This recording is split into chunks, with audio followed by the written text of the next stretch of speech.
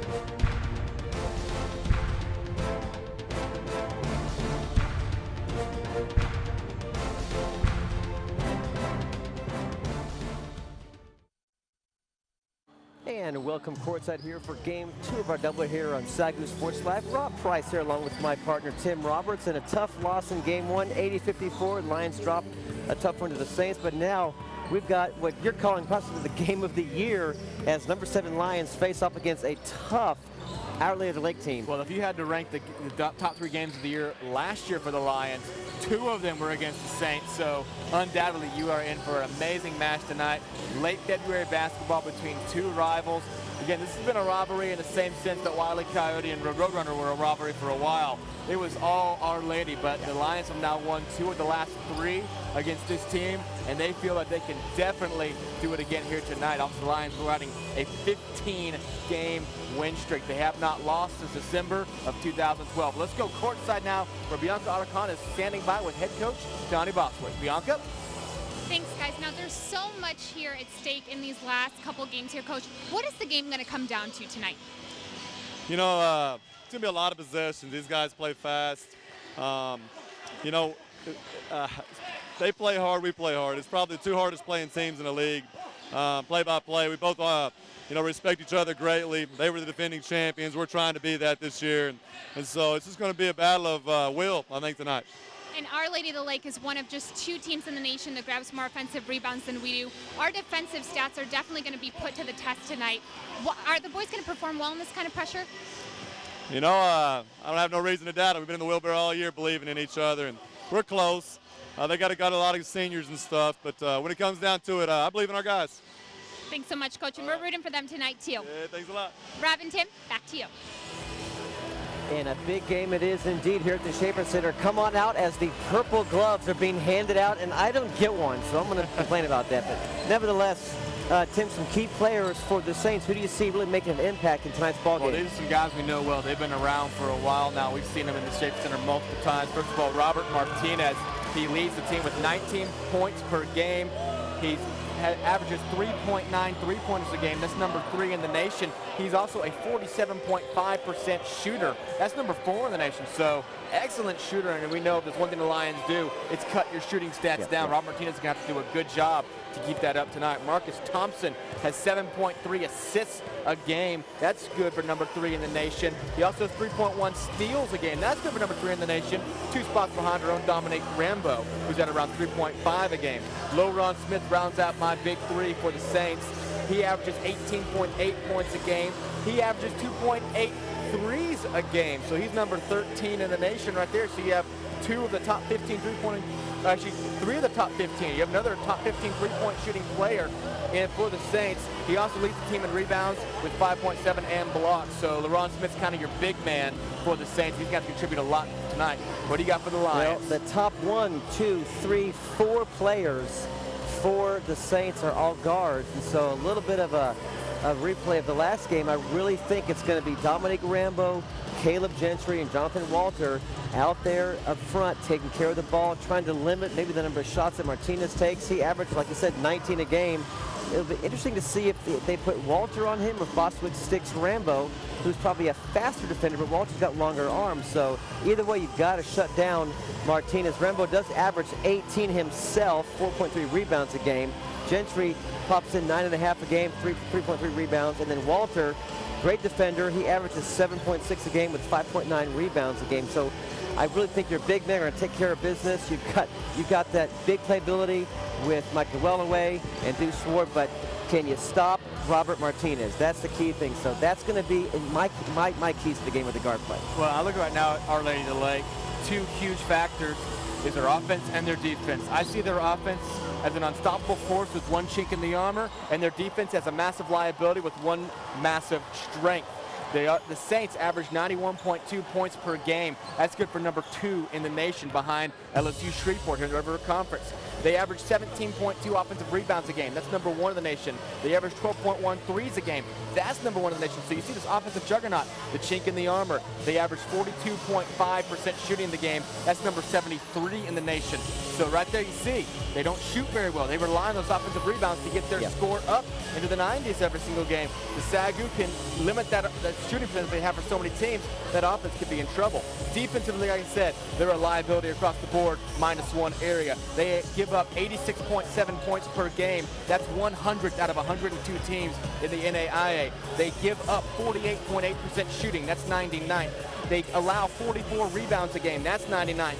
They average 26.3 fouls a game. That's the most in the NAIA. The one strength, and this can be huge tonight, they average 12.4 steals a game. That's number 3 in the NAIA. It's like it's either feast or famine with these stats. It essentially is. They rank 1 or 100 all across the board. There's no middle ground with the Saints.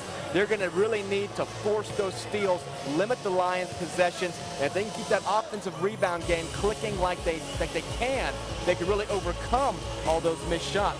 If those offensive rebounds dip at all, if they can't force their steals average, they could be in big trouble against the number 7 team in the nation. Well, and number 7 is the number. They are number 7. They average 77 points a game, just giving up 68. And so we'll see if the number 7 team in the land, who has just 3 losses, and let's talk about this. There's only 2 teams in the entire country who have less losses. Obviously, number 1, Columbia at 28-0, and then Lee from Tennessee at 25-1. After that, SAGU is tied with several other ball clubs, of course, with just 3 losses on the entire year. So I've been saying it for about 3 or 4 weeks now.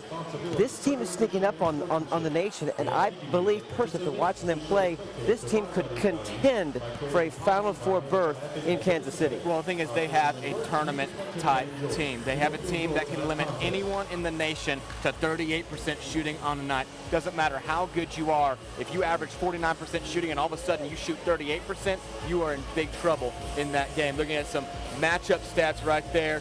The big one, of course, is offensive rebounds. Lions used to be in the top team in that category. The Saints are ahead of them. Lions are number 3 in the nation. Saints are number 1. Lions have more overall rebounds, though. Saints are not a very good defensive rebounding team, so the Lions should have a good time getting those offensive rebounds. Lions have slightly more turnovers. They're going to have to keep that under control. The Saints, of course, are a 3-point shooting juggernaut. They have always been that way, and they are still that way this year. So looking at his stats, very, very different stats all the way across. Lions only allow 68 a game. Saints allow the mirror opposite, 86.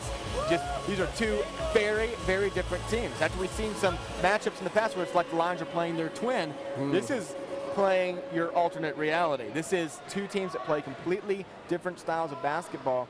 And I think if the Lions can make it be their kind of game like they did down in San Antonio earlier this year when they held the Saints to 70 points, grinded them out for a 77-70 win, you're not going to be seeing the Saints win a game that features scores in the low 70s, mid 70s. That's where the Lions want that tonight. They want it to be a slow, ground-out game. They want the Saints to not be able to get on the board. They don't necessarily want this to be a 110, 105 game. Oh, no. Because that's how you end up on the losing end. Now, by virtue of playing 2 more games than Texas College, Our Lady does hold a 1-game edge for the 4th place spot, but both teams have 7 losses, that being, again, Texas College and Our Lady. So 4th place, 5th place, you play each other anyway, so probably doesn't really matter if you finish 4th or 5th, but maybe just for pride's sake, it'd be nice to finish in the top half of that bracket if you're Our Lady of the Lake. If the season ended today, SAGU would play Wiley in the first round. As you see, look at the standings right here as the players walk onto the court. SAGU would play Wiley in the first round, 1 versus 8. LSU Shreveport, of course, is second. We'll be keeping an eye on them tonight as they trail the Lions by 2 games overall. St. Thomas is holding that 3rd spot pretty strongly. They have it pretty much locked up. And as Our Lady in Texas College battling for 4-5, it doesn't really matter. That matters what color jersey you wear in the first round of the tournament. So not that big of a deal as you look at the standings on your screen right there. That is a very stout top 8. There is not a team in that top 8 that you shouldn't be afraid to play come tournament time. I mean, just looking at the number 8 seed and thinking SAGU would have to play Wiley in a few weeks. You have to play him Saturday already. That's a tough match in the first round if you were the number 1 seed. Texas Wesleyan is number 7. We know what they can do. So that is a very solid top 8. And what could be a matchup of the first game of the postseason will be this Saturday when the Wiley College Ball Club will be here at the Schaefer Center in what will be our final broadcast of the regular season. Of course, we'll be covering all the action for you in Red River Conference play. But again, this could be the last game of the season, and he could come back and play right then again a few days later in the Red River. Yeah, indeed. This is that time of year. It's tournament time. It's rivalry time. And this rivalry has a lot on it as both teams are coming to this game with a strong revenge factor. Last time these teams met on the court, SAGU trailed the Saints by about, I believe, 12 points, about 90 seconds left. They caught fire. Fought their way back into 3 points. Ronald Horn's desperation 3 missed at the buzzer. They lost 112-109. That dashed any Lions' hopes of making the national tournament last year.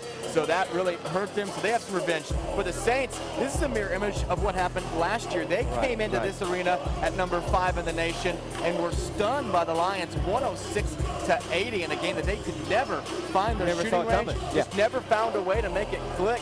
And that really damaged where they stood in the polls throughout the end of the year. So you got some revenge factor on the line there. Also, the loss they suffered at home this year. The Lions have won the last 2 regular season matches in these teams, with the Saints winning the last one here. So both teams with a little bit of motivating factors in their back pockets as they go into this game, although I don't think you're going to need much motivation. Once the tip hits, this crowd goes wild, and you realize what's on the line tonight, both for the Saints trying to get a little bit of momentum, trying to fight their way into the national tournament, and the SAGU Lions, of course, trying to clinch a spot in the national tournament, as the fans have turned out, and they are ready for it tonight, as see some new props in the stands. Overall, it should be a fun night. It's going to be fun. And Judah's in the house. Overall, again, Lady of the Lake leads the series 6-2. The Lions are 1-3 at home against the Saints and 1-3 on the road in San Antonio. So something's going to give tonight here. Hopefully we'll inch that mark up to 2-3 at home if you're a SAGU fan. I do want to welcome all of our audience members watching perhaps the ball game from the San Antonio area, our Lady of the Lake fans. Glad you're watching the broadcast tonight.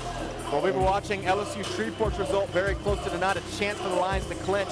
If they don't clinch this week, it'll all come down to Monday, February 25th, and there is a SAGU alumni watch party in the Shreveport area, 7:30. Be sure and check out sagu.edu/alumni for all the information on that if you are in the Shreveport area. Do not miss out on that, either A, because that's the regular season championship, or B, to wave the banner. The Lions have clinched the regular season championship. If they win the next 2 games, they're in. If they win either of the next 2 and LSU Shreveport lose either of the next 2, they're in. So huge time of year. This is, like we said, a historic season for the Lions. They will try to continue it tonight against the Saints. And like we said, what could be the biggest game of the year. Well, we are now ready for a pregame prayer and the national anthem. So let's go courtside here on SAGU Sports Live.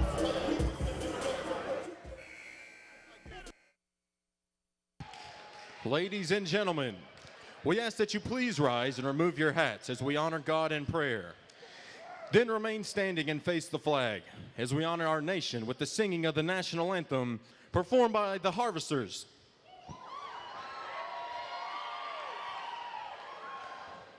Almighty God, we love you, we praise you, we thank you for another day you created. God, I pray for these players and officials, Lord. Protect them from injury, God. I pray that they glorify you, and I pray that we continue throughout this day and week, Lord. May we shine your light on the lost ones, God, and may you continue to guide our footsteps.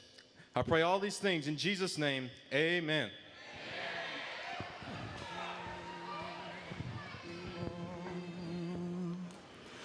Oh, say, can you see by the dawn's early light what so proudly we hailed twilight's last gleaming, whose broad stripes and bright stars through the perilous fight o'er the ramparts we watched were so gallantly streaming, and the rocket's red glare, the bombs bursting in air, gave proof through the night that our flag was still there.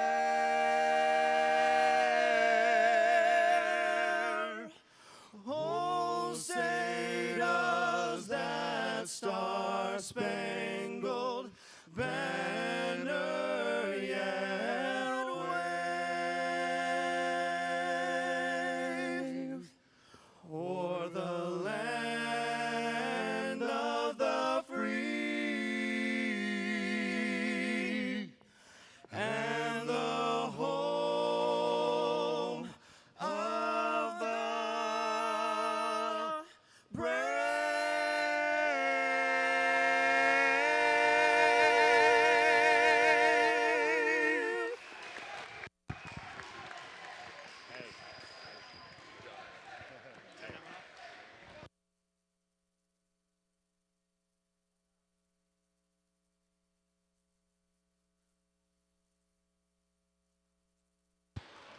And now, ladies and gentlemen, the starting lineups for the Saints.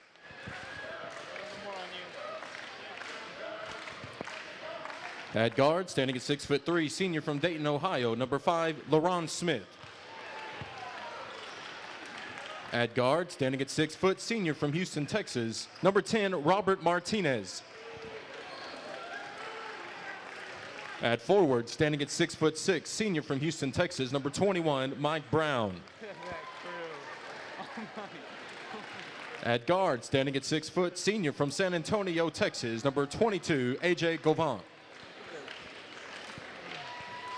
And at guard, senior from San Antonio, Texas, number 35, Eddie Ortiz.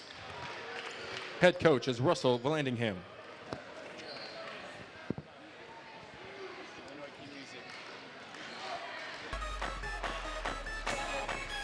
And now, ladies and gentlemen, the starting lineups for your Southwestern Lions. Straight out of Diamond Style Production. At guard, standing at 6 foot, junior from Hondo, Texas, number 2, Caleb Gentry.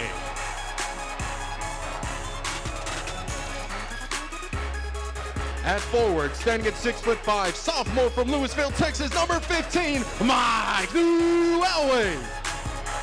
With a dope face you ever heard. At guard, standing at 5'10", junior from Dallas, Texas, number 20, Dominique Rambo.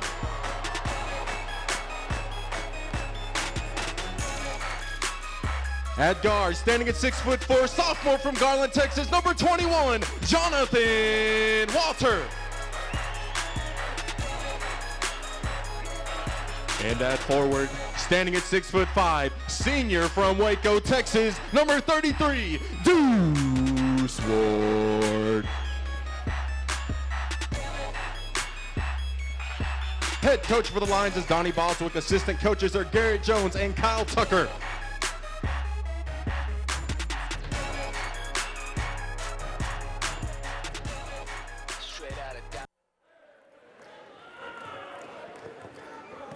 All right, we are set for action here in game 2 of our doubleheader. Nothing left to do but to tip it up. And the fans are rabid, Tim. They are ready to go. You know, when Our Lady of the Lake comes to town, it fills the seats like nothing else. They are ready to go. They are bumping, they are hopping. The purple gloves are on, and it might not take long for this game for the gloves to come off. It'll be a war here tonight in the Schaefer Center. The Saints and the Lions ready to tip off. bitter rivals going at it one more time here in the Red River Athletic Conference. Mike Brown will tip it off against Mike Newellaway. And it is loud here in the Schaefer Center.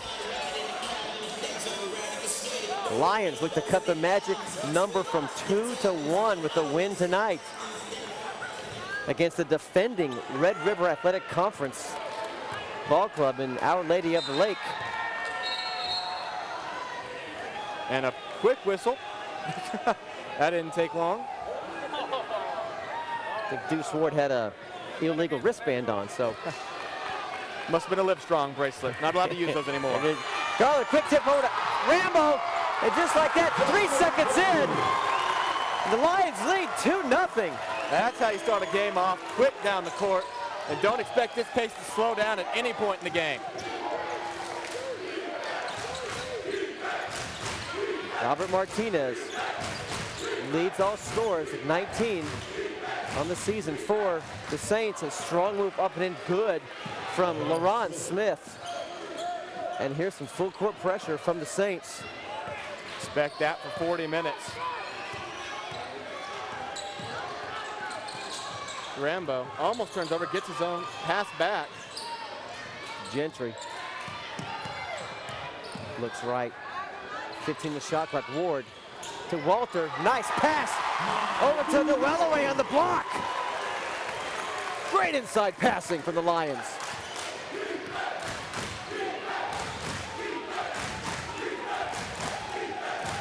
Ortiz, too strong. Gentry skies for the board. Nice long pass to Rambo. Look, it might have been overthrown at first. Rambo, oh, nice behind the back layup, but foul came in first. So if it was the NBA, continuation, count it. Foul comes in against Juan Eddie Ortiz. That's his first of the game. Nice inbound to Walter. Can't hit the open jumper. Here comes A.J. Govin. Martinez.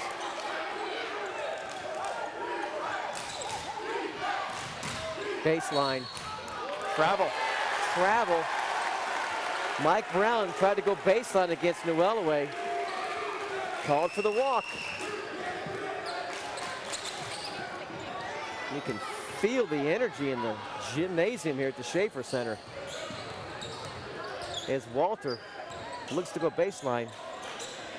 Backs up. Our Lady Lake playing such close defense, not giving you an inch to breathe. Newellaway drives, open, just in and out. How about Gentry though? 18-footer, too strong. Here's Walter.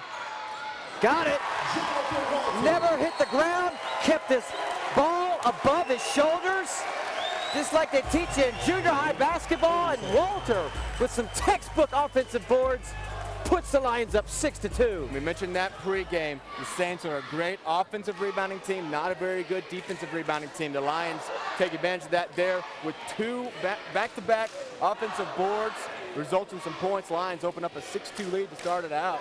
And like you said, this is exactly what you were expecting. Fast pace, tight defense on the Saints side. The Lions forcing a lot of early misses from Our Lady. And this is one of those that... How about the first play of the game? A tip over to Gentry, who flip passes over to a cutting Rambo. Ball never even hit the ground. And 3 seconds into the game, it was 2-0. That's how fast it's going to happen. If you're on either team, if you blink, you can let a 10-0 run pass you by. Up ahead to Ortiz. Stolen by Rambo. Where did he even come from? LaRon Smith turned the ball over. Now Rambo. Ward somehow comes down with it. Deuce for three.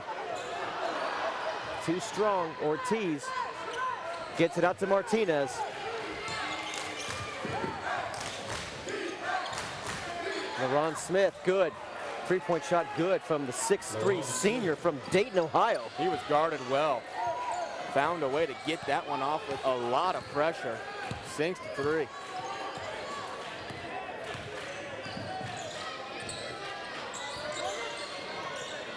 Newellaway looking for help.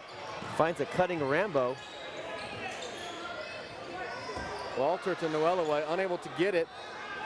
somehow kept in. It's going to be Our Lady ball.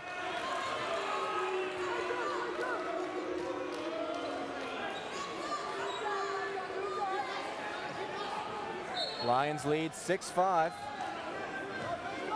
Just 3 minutes into this one. And now some full court pressure from the Lions.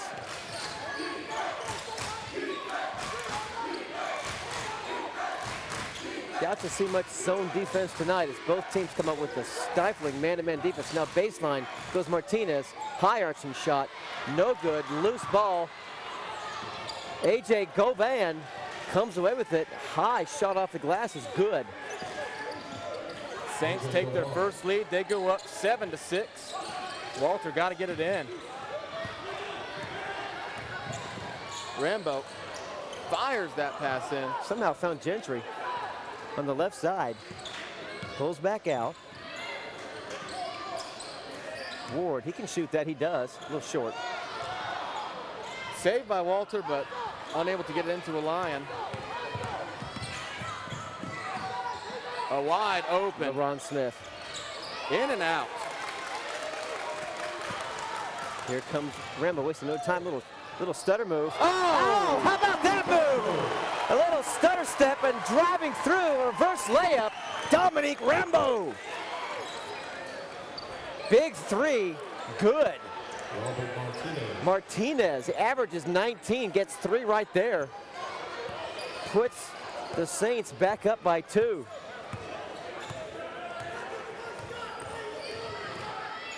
Gentry drives in, but unable to get a shot. Frustrated, just dipped back out to Walter.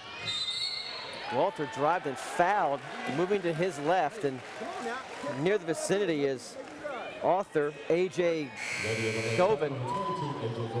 Govan, check that, Govan, we'll get the pronunciation correct. Govan. Lions trail 10-8. Ryan Alford also will check in for Mike Newellaway.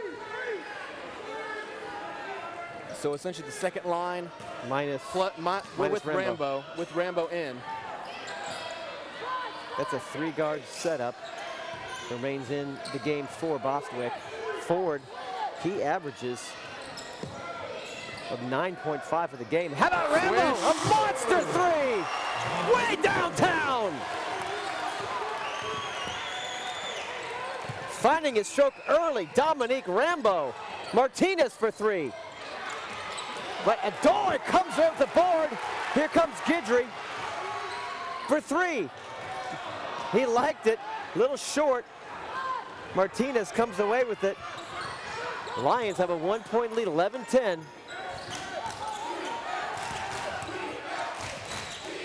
Inside by Rambo. Rambo right there, just picked that pass off. He averages 3.5 a game. He has 2 already. Rambo streaking, can't get the ball to roll. He'll go to the line though. Lions up 11-10.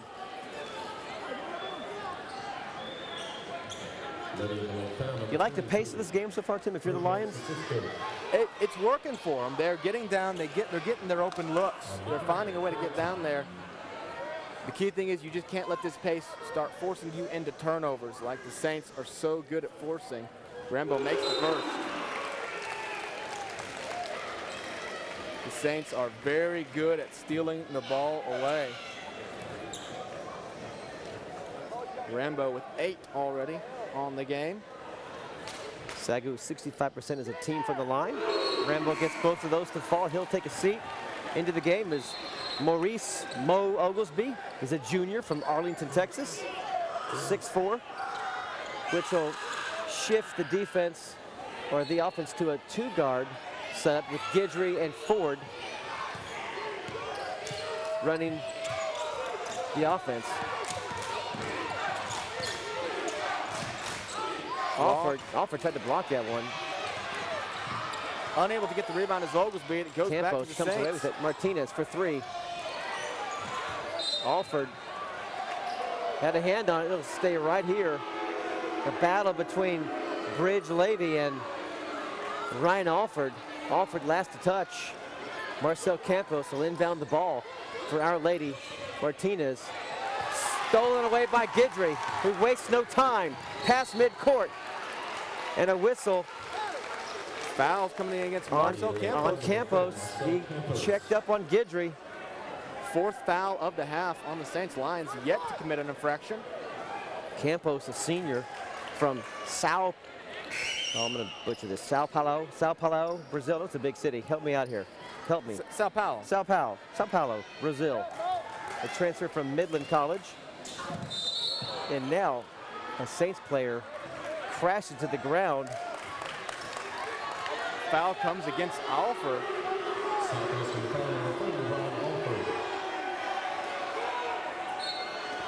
I didn't see the play. Looking where the ball is going to be inbounded at, but apparently a push there from Alford. His first. Open three, way but it's off from Levy. Levy tried to save it. Alford tried to pull it in, but somehow it went off him and got out of bounds. Let's keep it right here. Saints getting the benefit of the doubt on a lot of these close plays on the sidelines. Marcus Thompson runs the offense for the Saints. The junior from Garland, Texas. Ortiz inside the three-point line, short. Oglesby gets the rebound. Out to Ford.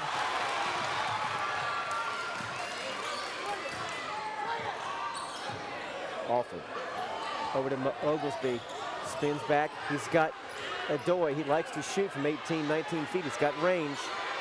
Skip pass over to Ford. Plenty of time on the shot clock. Here's a drive.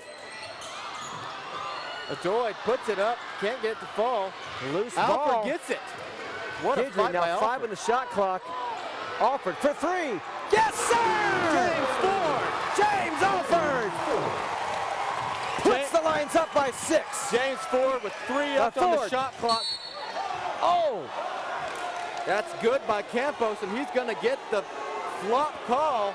He'll go to the line with a chance for a 4-point play. James Ford with the 3, come right back with the Saints with the 3 and the foul. Chance for the 4-point play from Campos. Good. So quiets the crowd for the moment. Still buzzing from the Ford 3. Now Guidry trapped. Ford clears. From way beyond. Oh my. Probably should have taken a step or two in on that Feeling one. it. And a whistle, and it's good. Going to the line to complete a 3-point play attempt is going to be Virgil Kisoko. He's a senior from Paris, France. Saint Denis, Paris, France. Via Howard Junior College will try to complete a 3-point play. Original 5 back in for the Lions now as the Saints will look to go ahead on this free throw. Back into the game for the Saints is Martinez, Smith, Brown, and lastly, A.J. Govan. It's Ford's first foul. Govan will wait pending the free throw.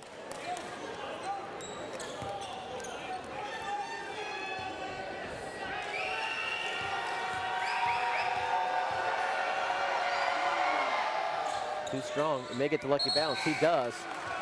Too strong, but bounced straight up in the air and drains right through, giving the Saints a 1-point advantage. 12:44 left. First half. Walter splits the defense. Over to Gentry now. He's got help. How about this? How about a monster dunk? How about an alley-oop dunk from Gentry to Mike Holloway? Now a steal. Ward to Rambo. Off the glass. Foul. Foul and a charge called on Rambo. Crowd disagrees with that call. That would have sent this crowd in a frenzy after the alley-oop dunk from Gentry to Holloway. It looked like Rambo came in soft enough and slow enough, but it gave the defender time to get set and definitely fall back hard enough. Lions lead 18-17 after the dunk. Both teams shooting 42%. Both teams 6 of 14 actually from the field. And now a missed shot from the Saints. as close as you can get. Both teams with the same field goal percentage and 1 point difference. Ward will try to untie or give the Lions a 3-point lead. Misses that ball way off. Second 3-point attempt from Ward. Definitely not where he's usually comfortable from. 22 on the shot clock. Noel away. Ward at the elbow. Noel away. Looks good. In and out. Here come the Saints. In transition. Inside. Walter gets airborne and a whistle. Bucket is good. We'll see who the foul's on. Walter was in the area. And it is on Walter. So after going foul for the first 5 minutes, the Lions have picked up 5 quick ones in about 3. And again, to the line, trying to complete a bonus in the Saints. That's their 3rd bonus attempt in just about 4 minutes. Chance to increase their lead to 2.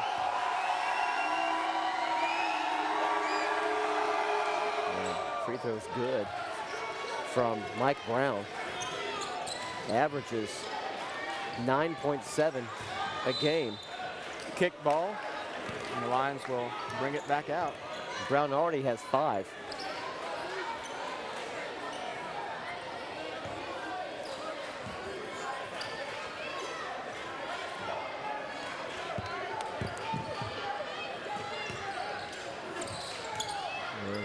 He's got Ward if he wants him. He finds Ward. Ward misses the layup, but he's fouled. Good ball movement, Tim, from the guards to get it to Noel in the middle, who saw Ward waiting at the paint, and then Ward just took it up strong and whistled for the foul. The Saints, number 2, that's Marcus Thompson, will send Ward to the line for his first free throw of the night. He's 27 for 37 on the season from the line, so not a bad shooting percentage for a big. In. Chance to tie the game up here.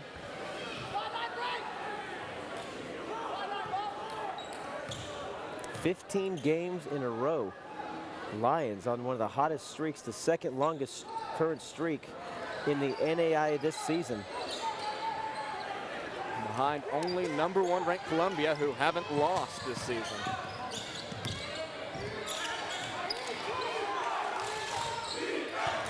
A.J. Govan.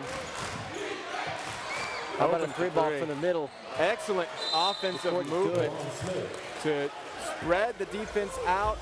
Kept on passing it back till they had the open lip, and they go up by 4. Top of the key, wide open jumper. A shooter's favorite shot. Right in the middle of the top of the key, wide open. And as you see, the purple gloves in force, of which I don't have one. And there's some mock fatheads. There's a picture. Let's see, we've got Deuce Ward, we've got Jonathan Walter, there's Dominic Rambo coming into frame. Kermit Bridges in the top right of your frame. Did they make fatheads of Kermit Bridges? I did not know this. Where have I been? I just want to know where they got the picture. It's a pretty high resolution picture. So see Gentry step back in the game. Lions trailing by 4. Need to find a way to make it start working on offense. We're getting some good looks early on. Now they're missing some of those open looks. Noelaway missed an open jumper a moment ago. Deuce Ward couldn't get the fall on the layup. He drew the foul, but was able to just knock down 1 free throw. So Lions need to find some way to make it work on offense. And defense will solve itself. Foul coming in.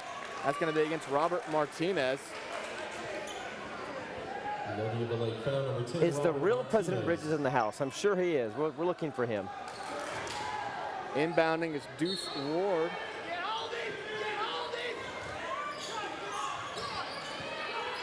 Rambo will try a 3. High arching shot, no good, but Ward with an offensive board. Walter draws the foul, and it's going to come against number 21, Mike Brown. That's just his first, so a host of Saints with like 1 that, foul. And just like that, the Saints have put the Lions into the bonus. Oh, that's a weakness of theirs. As we said, they average about 28 fouls a game, so they allow a lot of free throws. That one rims out, though. If you're the Lions, you got to expect you to be getting these a lot throughout the game. You got to make your free throws count in a game that's going to be played tight throughout. Martinez limited to just 3 points. That 1 3-pointer, he averages 19. He's looking to score. But first, he passes off to Smith, who is blocked. Air ball. Gentry launches up a three. Too strong. Ball hits the ground on the rebound. Out of bounds near the Lions bench. It'll stay right here. Saints will retain possession of the basketball. Lions down by 4, 23-19. Midway through the first half of play here at the Schaefer Center. Almost every seat full in this huge game. Knocks it away and gets it. Chases it down in traffic and finally finishes off the steal. Rambo, coast to coast. Oh! Rambo! Going high at the rim. Rambo just takes it himself. Saw he had a lane. Dared the Saints to foul him. And jump ball called. That took about a half second to call. Jump ball calls. It'll stay here with the Saints. Mike Brown got 2 defenders. I think it was Noel Away and Ward to go airborne. Maybe even Walter. And Walter forced the jump ball, so possession arrow is with the Saints, so they will retain the ball underneath the basket as Emmanuel Adoy checks in, and next Tyler Guidry steps in for Jonathan Walter. Usually if you get 3 guys airborne, you may get a call if you land below one of them. Long Martinez three. for 3, way off the mark. Guidry now will push the ball and up ahead to Adoy. I believe he stepped on the line. He did. Turnover. Just the 5th turnover for the Lions. The Saints already have 6.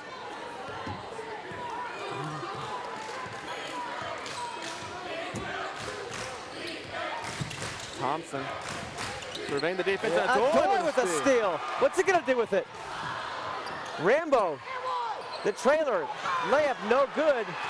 Saints on up ahead. Martinez. Guidry tries to steal it, take it away. Ball whistles out of bounds. Hustle on both ends of the court. Yeah, Lions frantically throwing that one up. Defended hard, bumped hard, no call. Lead remains 2 for the Saints. After Adoy with a big steal. Nowhere to go. Rambo with the ball up ahead, tipped away, back to Rambo, lays it in. Off a shot that was misdirected into a pass, and Rambo there picked it off, goes the distance. Yeah, trying to dish it over to Guidry. Slapped it right back to him, and just great presence of mind. And a moving call screen. Away from the ball. Moving screen, and that's going to come against Loron Smith. That's his first foul, so the Saints have 8 fouls on the half, but they have divvied them out very well. There is not a Saint on the court, on the lineup with more than 1 foul. So 8 fouls against 8 different separate players. Saints. Yeah, look at that, 1 all the way up and down the scoreboard. So no Pretty foul. rare. The foul trouble is only for the line here at the moment. There's no players in foul trouble for the Saints. Tie ball game, 23 piece with 9 minutes remaining in the first half. Rambo will look to give the lead back to the Lions. Nifty ball handling skills, gets the ball over to Adoy, who gets the whistle. Foul. He'll go to the line. Foul from behind comes against Bridge Lavy, and that's his first foul. He just stepped into the game, so you don't want to foul this many times for the Saints, but if you've got to, you're doing it the right way. Just 1 for each player. Don't have to worry about pulling starters and changing your tactics because of players with 3 or 4 fouls. Adoy attempts 2, makes the first, and puts the Lions back ahead. Down in Hawkins, Texas, LSU Shreveport trails Jarvis Christian 43-42. If you are a Lions fan, that is what you want to hear, and you want to hear a lot more of that as the Lions could potentially clinch the Red River Conference tonight with a win against these Saints and a loss by the Pilots down in Hawkins, Texas. Nearly a backcourt, and it is. I'll explain why. Because when he left his feet, his foot was in the backcourt. You have to establish both feet in the front court, or else it will be a backcourt violation. So although you saw on your screen he landed in the front court, his foot left from the backcourt. So that's a a backcourt violation, which would turn the ball back over to the Lions. It was a bang-bang play. He was trying to make a quick pass. Lions did a good job on defense of forcing the errant pass.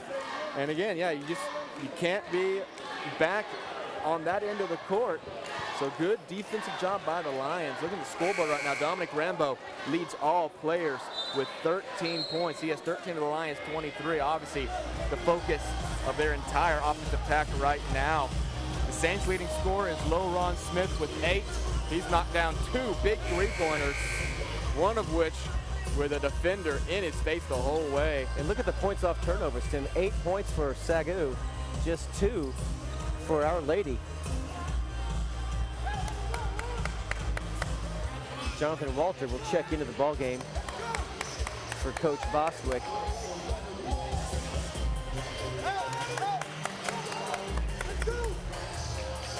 Marcel Campos will shadow Guidry. Rambo brings it up the court.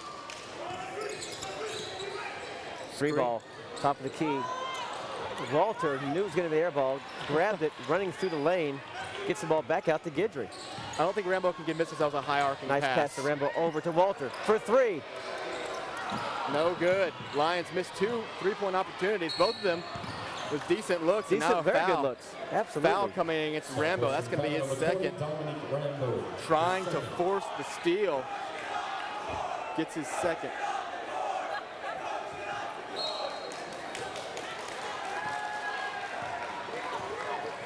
Coming up. And the crowd getting active in this ball game. Making their presence felt. Trying to be the 6th man in the stands. Meanwhile, good ball movement from the Saints. But the shot well short. Up ahead to Walter. Nice outlet pass from Newellaway. Newella gets the ball back inside the 3-point line. Good! Mike Newellaway. A little defense, a little offense in his groove. Lions back up by 3. Newellaway squares up exactly where he wants it. That is his zone. And just has plenty of space as Walter picks his pocket. And a turnover. And a turnover. What a play by Walter. Campos was able to regain, a foul. It's a foul coming against Campos, a hold. After Walter stripped the ball, while he was going for it, Campos reached and grabbed him, and that will be the 10th foul against Our Lady. So Walter will go to the line for 2. Walter is one of Bostwick's best defenders because he's got those long arms, that 6'4" frame, and he's got quickness in that first move. He gives the ball handlers all kinds of trouble. He's not the fastest player, it would be Rambo, but Walter is an outstanding, excellent defender. Makes the first, and that's how he rose the ranks last year. He was obviously just a freshman last year trying to make a statement on the team, and it was his gritty, hard play, never giving up on a ball, never giving up, hustling down the court, just pure hustle. And that's what Bostwick wants, that's what he preaches, and that's what he got. Walter knocks them both down. James Ford will enter the game for Jonathan Walter as more progressive transitions for the Lions, not 5 for 5, as they are definitely facing a much more powerful force than they are used to going against. Usually more of a 2 or 3 at a time to get to the progressive first and second lines, as we refer to them. Now Thompson. Lions stick with the man-to-man defense and a push on Adoy down below. And he pushed Bridge Levy. And that's going to be the 7th foul against the Lions. So to the line for the next 7.5 minutes. He put both elbows up and just gave Levy the business, and the ref, easy call down below in the paint. So Levy goes to the line to shoot the 1-and-1. Bridge Levy, a 27 out of 38 free throw shooter on the season, so pretty good average for a 6'6" freshman from Humble, Texas. Can I pronounce the high school? I'm going to give it a shot while he shoots a free throw. Atascocita. It's a Atascocita. Thank you. What would you do without Webster over here? Dang, you're lost. I'm so lost without you. Bridge Levy goes to the line to shoot the 1-and-1. Whether it's pronunciations from small schools or pizza in Lithuania, you are the man with the knowledge that I lean on in times of trouble. Saints trying to get back within 1 on this free throw. Levy sinks them both. That rim has been kind on the free throws. Yeah. Got the benefit of a few rolls as they bring the full court press, trying to force a Lions turnover. Lions only have 5 turnovers on the game. Very impressive, but the press has still done its job, running the shot clock down. Almost a 10-second violation on the Lions there. They'll reset now as the shot clock dips below 20. Strong power move from Ford. Now pops it back out, needs help. Throws it away. Difficult pass, and Just trying to get it to Guidry. yep, it's a turnover. And here come the Saints. Drives his shoulders way up over the outstretched arms of Noelaway. Noelaway forced that miss. He went so Absolutely did. high, he had to adjust his shot. Inside the three-point line, Oglesby, a little too flat. Weak side rebound, Saints. Here comes Thompson, over to Ortiz for 3. Drains Nails it. Ties the game up. Ortiz, without even thinking twice, grabs it, steps into his spot, nails the 3. No conscious. No hesitation, and now Ford is trapped. He calls a timeout. Yeah, by three defenders. The 2 in the jerseys and the 1 called the out-of-bounds line forces a timeout for the Lions. All right. Did they call the timeout? It's a full timeout. Full timeout for the Lions. 28 all your score here at the Schaefer Center. All right, well, let's go into the stands now where Tyler Marie is standing by. Tyler, go ahead. For the Lady Lions. Thanks, guys. Here I am with Casey Poovey, softball player for the Lady Lions. Now, Casey, you just won 2 recent games with the University of Dallas. What changes do you know need to be made before you play them again on Tuesday? Well, I know the changes that we do need to make are our offensive areas where we need to get a bat on the ball and get base runners on the bases, and our defenses, we just need to step it up and have confidence in ourselves. Thank you so much, Casey. This is Tyler Marie reporting from the stands. Back to you, Robinson. Thank Back you, to Tyler. action here. Yep, thank you, Tyler. And our softball team is on a miniature run right now. They moved to 5-4 overall on the season after only winning 2 games in their inaugural season last year, so more than doubling their win total. Just in February, Rambo from way outside. An NBA 3, too strong. In transition now, Martinez, the leading scorer, shows why he averages 19 a game with a smooth-looking 3. It's his first of the game. Saints go up 31-28. Gentry trying to push it down the court. Hop, skip, pass, jump shot. Noelaway tried to smother that ball out of Ortiz's hands, and it goes off the Lions. The Saints hanging tough in hostile territory here in the Schaefer Center. Yep, and they are doing it very well from beyond 3-point range. They've now hit 6 here in the first half.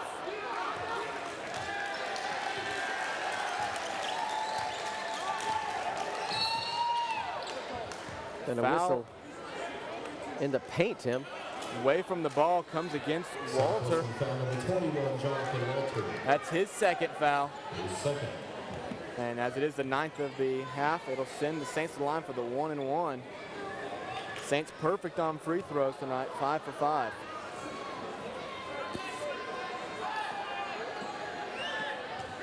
AJ Govan to the line. No good. Halfway down, spit back out. Lions will try to cut the lead to 1 or tie with a 3. 5:34 remaining in the first half. Nearly a turnover. Now Rambo looks left. He's being trapped. And the ball ball's gonna off go of to the Noelaway's hand, maybe his knee. And sloppy ball handling there, sloppy offensive set from the Lions. Bostwick not happy about that offensive series. They walked into some traps there. Made it too easy on the Saints to defend them. They limited their options. Nice strong inside move. Stripped away, LaRon Smith going strong to the hole, gets the whistle. That's the 9th, I think that's the 9th foul. No foul call. Oh, no foul, check that, no foul. Ball just goes out of bounds and the Saints will retain possession. He was slapping hands like he got the foul, but no whistle.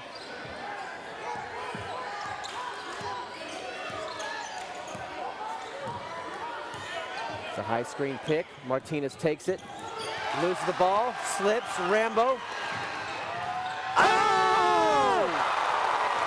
Deuce Ward sails way above the rim on the hoop from Rambo.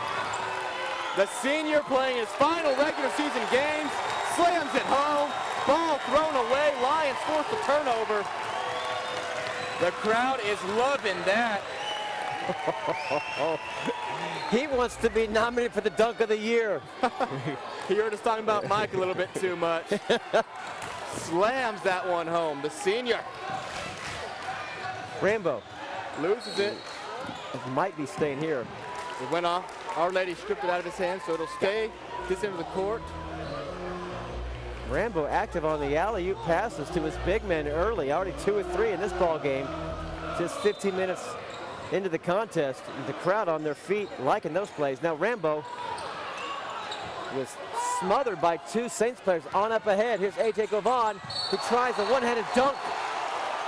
And the foul comes against Gentry. You got to stop that. That's a good foul. Trying to defend the jump, the dunk.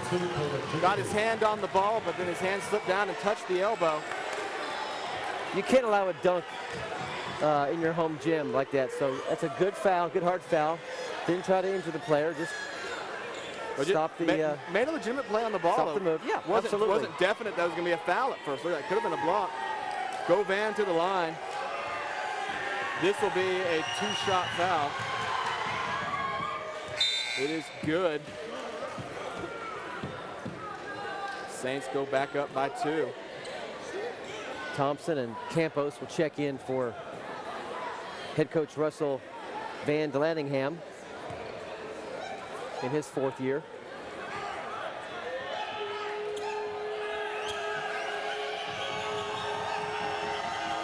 Govan looks to put the Saints up by 3. It's good.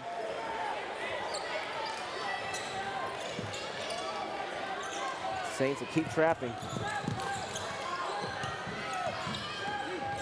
Gidry up the middle, over to Rambo. Just sort of lays it up, doesn't fall and can't get his rebound.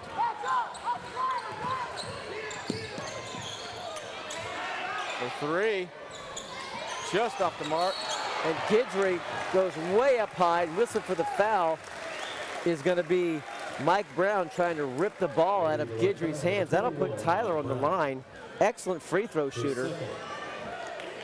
Tonight the Lions are 6 out of 9 from the charity stripe. Tyler, a left-handed sophomore from Houston, Texas, Westbury Christian High School. So Gidry will now try to cut the lead back to 1 with these 2 attempts. Saints in the double bonus.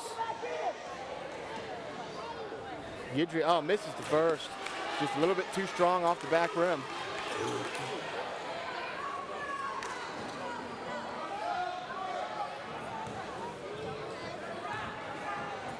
Gidry, who likes the red shoes. And second does not foul. Yeah, the foul comes against Thompson, Smith. The foul was missed. Foul shot's missed, but going for the rebound position was Gentry, and he was fouled. Smith fouls Gentry on the rebound attempt off of the miss. So right back to the line after missing both attempts. Gentry will go to the line now with a chance to cut it back to 1. Lions, though, missing too many free throw opportunities. When you're playing a team like the Saints, it's going to send you to the line. It's just part of their game plan. They established that they're gonna foul with the way they play defense. You've got to knock down your free throws. And that one falls. Now 7 for 12 overall.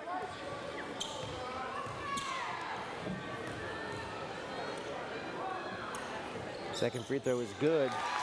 Gentry, a sharp shooter. Pulls the Lions within 1. 3-ball off the mark, soaring high for the rebound. Deuce Ward. The miss from Smith. Ward got hooked and thrown. No call. On up ahead and diving for the ball. Look at that defense from Gentry, and then following up with Ward denying Smith an easy avenue to the basket. The foul will get called against Deuce Ward, however. That's just his first It'll be the Lions' 10th, though.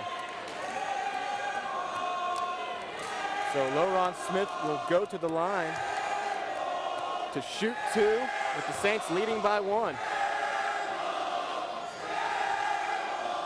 Smith misses the first, and the crowd loves that. Adoy steps in for Ward. Smart move by Coach Boswick. No reason to let Deuce Ward even think about picking up a second foul in the last 3.5 minutes of this half. We'll need him in the second half for sure. Second free throw hangs and falls in. Lucks its way in, and kicked ball by the Saints. Yeah. Back into the game for the Saints will come Robert Martinez, and Marcel Campos will go to the bench. Lions trailing by 2, just over 3.5 remaining here in the first half. Been as fast-paced as we would have imagined. Ball stripped away. From behind, Gentry didn't see it coming. And good from Martinez. Martinez saw that one coming, lined it up, squared his shoulders, and drained it. And now a 5-point advantage for Our Lady. Just in before the 5-second violation. Gentry. They're going to Whistle call a for carry. Tried to stutter step, tried to hesitate to freeze the defender. And sometimes when you do that, you hesitate with that ball a bit higher than where the refs like, and you get called for a carry pretty easily. And that's what happened with Gentry. The turnover, Lions. Nearing the 3-minute mark as Adoy and Smith go at it. And here's Adoy scraping for the ball. No backcourt violation called. Adoy touched the ball. That remains just 18 seconds now on the shot clock. 3 from Smith, well short. Guidry on up ahead. He's got Rambo through the lane, over to Ford, up and under. Guidry's got to hustle back. Can he set for a charge? No. But a blocking foul is going to be called on Guidry. You can't believe it.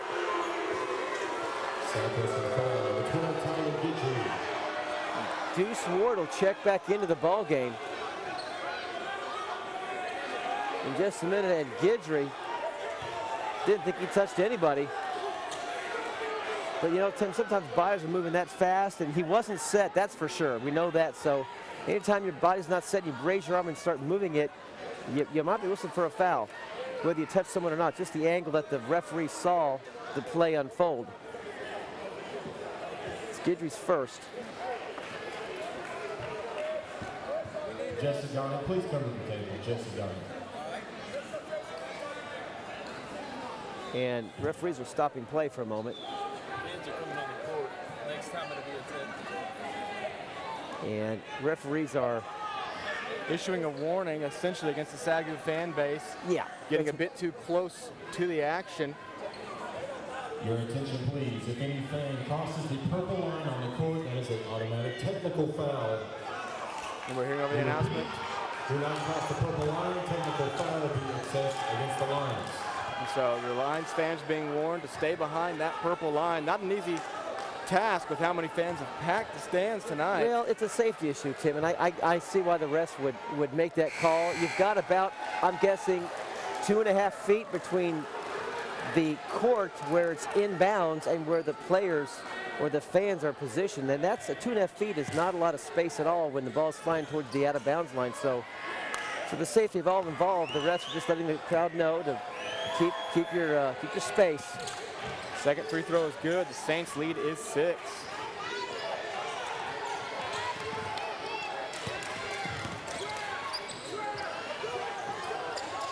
Guidry, dangerous pass forward, able to come down with the ball.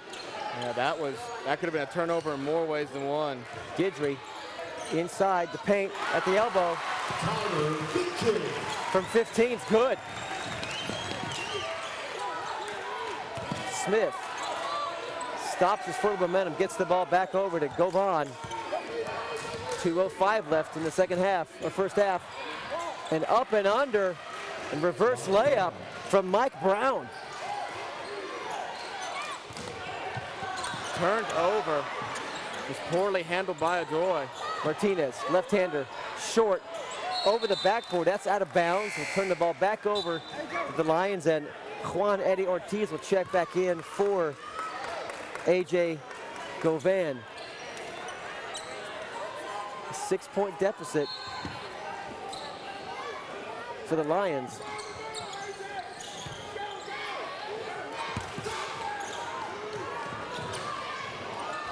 Rambo, big three. Way off the mark. Ford tried to pull it down.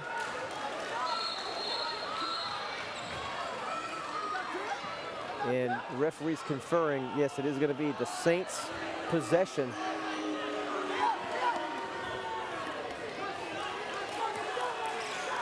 Our Lady shooting 41%, Southwestern just 36% from the field.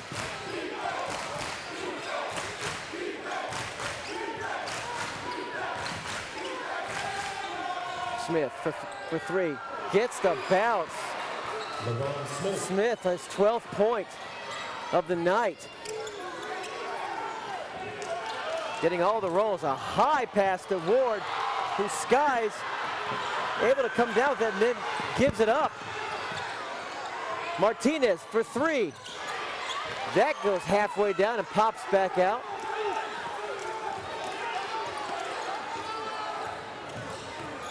Rambo tries to stop the bleeding and gets a foul instead. And head coach Vandingland not happy about that call, but it'll send the spark plug of this ball club, Dominic Rambo, to the charity stripe to try to cut into this check that 9-point lead. Yeah, the Lions need to find a way to slow this down. After keeping it close all throughout the first half, Saints opened up a 9-point lead. That is the third foul against Mike Brown, though, so a little bit of foul trouble emerging now for the Saints. And that'll bring Virgil Casocco into the ball club, into the ball game for Brown. And Gentry will also check in for James Ford for Bostwick. Rambo leading all scorers with 13 points. Smith with 12 for the Saints. Rambo's second free throw is good. Nwelaway comes in for Adore. And here comes the full court trap again.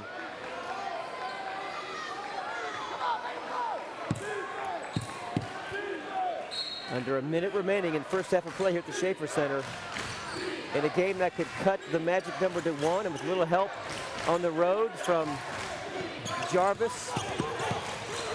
Gentry with a steal. Somehow Gidry comes down with it. Over to Deuce Ward trying to monster one-hand jam instead of Gidry for three. No good. Loose ball. Rambo. What's he going to do with it? What's he going to do with it? The Lions just need two. You just need two. The shot clock is off. Just slow down a little bit. Calm down. And there's what you want. Nice inside layup from Mike Nwelaway and a whistle. Smart move. Just have to slow that down. The dunks feel great. The threes feel great. Right now, though, you found yourself in a hole at the end of the first half. Got to just slow it down. Yeah. And good job by Nwelaway. Don't need to be a hero with the amazing play. Just get the bucket to fall. Chance to cut the lead to 4. Saints will be able to hold for last shot to determine what their halftime lead will be.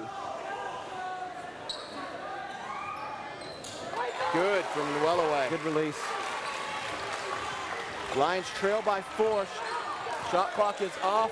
We are under 15 remaining now. The Saints will just hold to try to end the first half with a buzzer beater. Lead cut to 4. Was 9 just a moment to go. Martinez. He'll take the 3. Just off mark. And we have reached halftime. Down by 9 a few moments ago. The Lions cut the lead to 4. Your halftime score here at the Schaefer Center, 43-39. And that was a in favor of the Saints. That was a quick run. Again, 5 points isn't exactly a run in a game like this, but you had suddenly found yourself on the definite wrong end of this game. The Saints were knocking down their threes. Lions were having serious problems getting down the court. But now you've been able to fight your way right back into it. A 4-point deficit at the half barely accounts for anything in this kind of game where you can expect it to keep on moving fast, big plays keep on emerging. And like I said, just gotta slow it down. Just gotta slow down and not try for the big dunk, not try for the big three. Get your layups, get your jump shots. You know you can do it. You know that you're good at that. I mean, you want to. This crowd is electric, and you want to get on their feet. But that was a good job by Noel away just to finally get that layup up and in, draw the foul. And the Lions trailed by just 4. And I wouldn't really say it's a back and forth first half, just a battle of a first half. Two teams flexing their strengths and showing why they should be considered part of the Red River Athletic Conference's elite squads. Yeah, definitely the Saints showing why they are the defending champions of the Red River, and they are taking the Lions toe-to-toe. And I really believe, you know, when it's all said and done, the score is true. They are outplaying the Lions right now. So let's take a listen now to what Bianca Alarcon has to say. She's got assistant coach Garrett Jones. Thanks, guys. Now, Coach, Our Lady of the Lake is playing such close defense, barely giving us any room to breathe. Tell us about our defensive intensity versus theirs. Yeah, that's just the style they play. They get up in you. We just got to do our stuff. Make sure we get back on D. That's where it starts, transition D and communication. Now, lately we've been missing our free throws, but they've been making them. What else are they doing to kind of hold us back and slow us down tonight? Yeah, a lot of it has to do with them. A lot of it has to do with us. We just got to make sure on offense that we're taking good shots. And when we do get fouled, we step up and make free throws. Well, thanks so much, Coach, and good luck in the second half. Thank you. Rob and Tim, back to you. 43-39 your halftime score. We'll be right back after this break with some first half stats, some analysis, and some score updates from that game between LSU, Shreveport, and Jarvis. Stay tuned. You're watching basketball on SAGU Sports Live. Welcome back to halftime festivities here in the Schaefer Center. Your score 43-39 as the crowd enjoys these youngsters getting after it with the jump rope. Tim, let's go. Pull up the headsets. Let's get out there and jump. Yeah, that's not happening. We're looking at some first half stats here. Lions trail. All right, we'll do stats. Trail by 4 points. And really, a lot of the key areas we're looking at, the Lions are doing a great job at. They have 9 offensive rebounds and just 2 for the Saints. Saints are the #1 offensive rebounding team in the nation. They only have 2 offensive rebounds. Saints have 14 fouls to 11 for the Lions. But really, the story of the game, right there at three-pointers, Lions ice cold, 2 for 13. Saints not shooting a whole lot better average-wise. That's just about 33% average, but still. 8 three-pointers, just 2 for the Lions. That accounts for why they hold the lead right now, even though they've been out-rebounded so much. They have more turnovers, they have fewer rebounds, they have more fouls, but they have done such a good job at continuing to find that offensive spark, especially in the last few minutes, knocking down some back-to-back threes that help put them up by 9. Lions with a good end of the half, ending on a 5-0 run as this crowd shows their appreciation for some jumping jacks out there, some really impressive double dutch. That is about as loud as I've heard this crowd all year. And that's unfortunate. They need to get louder here in the second half. That's hopefully the Lions exactly can right. offer some sparks. Looking at some key player stats, Dominic Rambo leads all players with 15 points on the game. Loron Smith leads the Saints with 12 points on the game. Dominic Rambo already has 4 steals. He averages right around 3.5, 3.6. He has 4 steals and just on 1 the game. assist on the night, too. So he's doing a good job of what he's supposed to do. He also has 2 turnovers, though, and the Lions hasn't been too big of a problem, just 12 overall. The key stat is shooting all down the board. They're shooting 34% overall, shooting 15% from three-point range. You just can't shoot that low and want to win. And they're shooting 68% from the line. They missed 5 free throws in a game that you trail by 4. That is something that, you hope that stat does not stand nearly as glaring in the second half, that you could have won this game just by knocking down your free throws. The lead changed 9 times, and really in the first 15 minutes, so Lake kind of took the lead there for good. The score was tied early on 4 times. Largest lead by SAGU, 6 early on, and then 9 with about a minute and a half left in the first half until they again cut the lead. The Lions did back to its present score of just a 4-point lead for the Saints. So we're watching this game. We're watching the game between LSU, Shreveport, and Jarvis. We need to reiterate, tonight, the Lions could clinch the Red River #1 seed with a win tonight and a loss by LSU Shreveport. So definitely one eye down there. Are they playing in Shreveport? It's in Hawkins, Texas. Playing in Hawkins, Texas.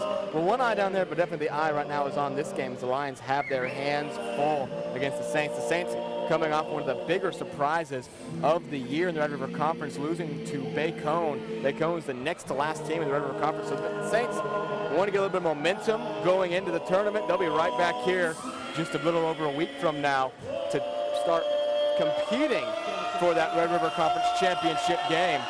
So they definitely are doing what they need to do right now. The score was the way the Lions wanted it for a while. It was around the 30s. With about 5 minutes left, the Saints were able to bump it up to more their range, aiming for high 80s, low 90s. So they're doing what they need to do at the moment to upset the Lions. Well, we're going to go to a quick commercial break here on SAGU Sports Live. When we come back, we'll have some more first half stats and second half analysis on the way.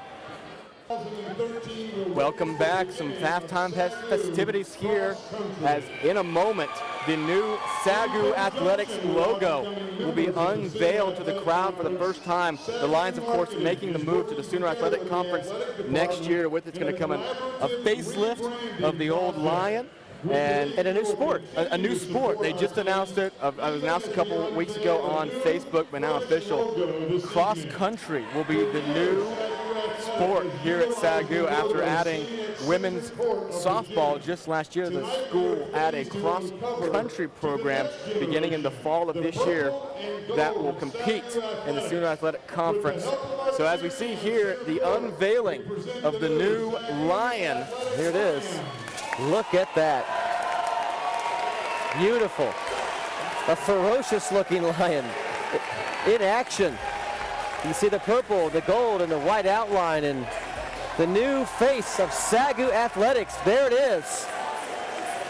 As the Lions make their journey into the Sooner Athletic Conference with a new look and a new sport. Should be a lot of fun. I know we've been having people talk for a long time about how they really want a cross-country program, and now we're going to offer it. Well, let's go to a quick commercial break. We're about 5 minutes away from the second half. The Lions trail by 4, trying to fight their way into the national tournament here on SAGU Sports Live.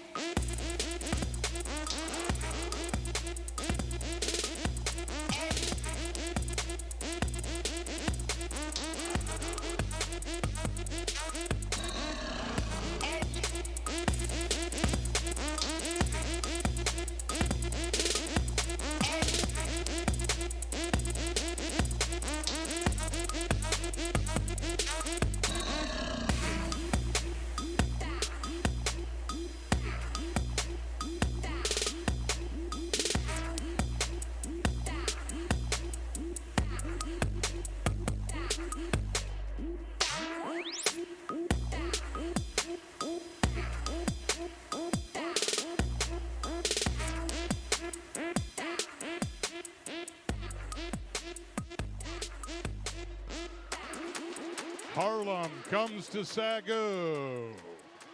Give yourselves a hand.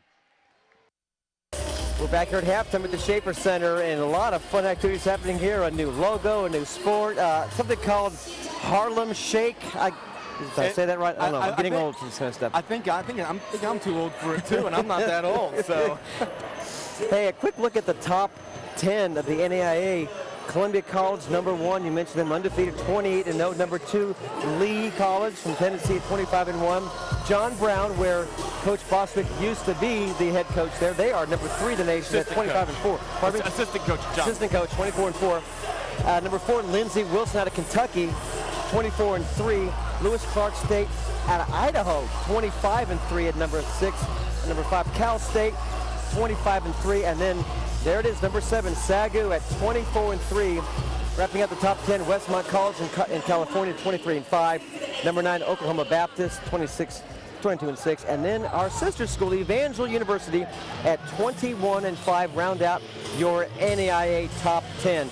Score update from Hawkins. Score update from Hawkins coming in right now. LSU Shreveport trails the Jarvis Christian College Bulldogs 66 to 64. That score takes place with 7:52 remaining. We are in the definitely second scoreboard half. watching here We are now. Scoreboard watching. Wow. Obviously, the most important scoreboard is here in the Schaefer yes, Center. absolutely. The Lions need to find their way back.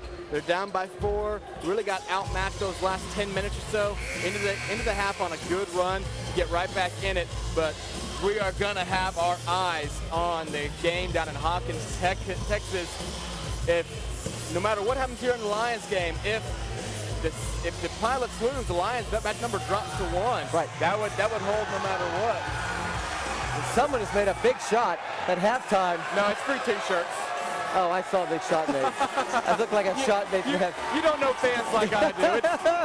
It's all about the T-shirts. It's all about the T-shirts. It's all about the wings. It's all about the tacos.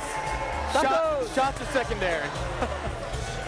So now, as we approach the start of the second half, only one player. What do you really think the Lions need to do to pull this one out? I'll tell you right now, the turnovers have got to stop. They've got to do a better job of handling the ball in transition and not make the silly passes, try to break that trap, get more good open shots, and we should be able to see the Lions pull out a tough win. I don't think if they do win, it'll be more than 6 points, 5, 6 points either way. Whatever team wins this game, it'll be within 5, 6 points. That I can guarantee. Well, the Lions will definitely have to shoot better. That's what I see immediately. 15% from three-point range. When the Saints are just going to keep on launching them up and they have such proficient three-point shooters, you can't have that cold a game. Last year when the Lions upset the Saints in here, I believe they knocked down 14 three-pointers. So that, obviously you're not going to reach that tonight, but you need to start shooting better from beyond the arc. Absolutely. Here's one from beyond the arc. Way short. It's way short again, but offensive rebound. How about a layup? Much easier when you get it done that way. Dominic Rambo.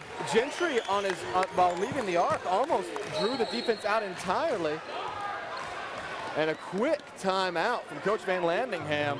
He wants no part of that. 24 seconds in, giving up an easy layup to Dominic Rambo. 3 bad things happened in 24 seconds. 1, a wide open look from Rambo. Then 2, an uncontested offensive board that Gentry was able to corral. And then an uncontested layup, driving a dish or a drive all the way to the hoop from Rambo. So 3 quick things. Timeout from the coach at the LA, the Lake side of things to stop this, and they cut the lead to 2. Probably a smart timeout, just to say, hey, this has to stop now. I would definitely say a smart timeout because you don't want, again, this game it can be such a game of momentum. You don't want the Lions to fire out as they did to start the first half. You know, they're riding a 7-0 run right now. You don't want that to continue any further, so really good job of limiting that down and then pointing out to your players, hey, this is what went wrong. Don't let it go wrong again. Like you said, that's too open to look for Rambo. He usually knocks that one down. He's just not shooting that well tonight.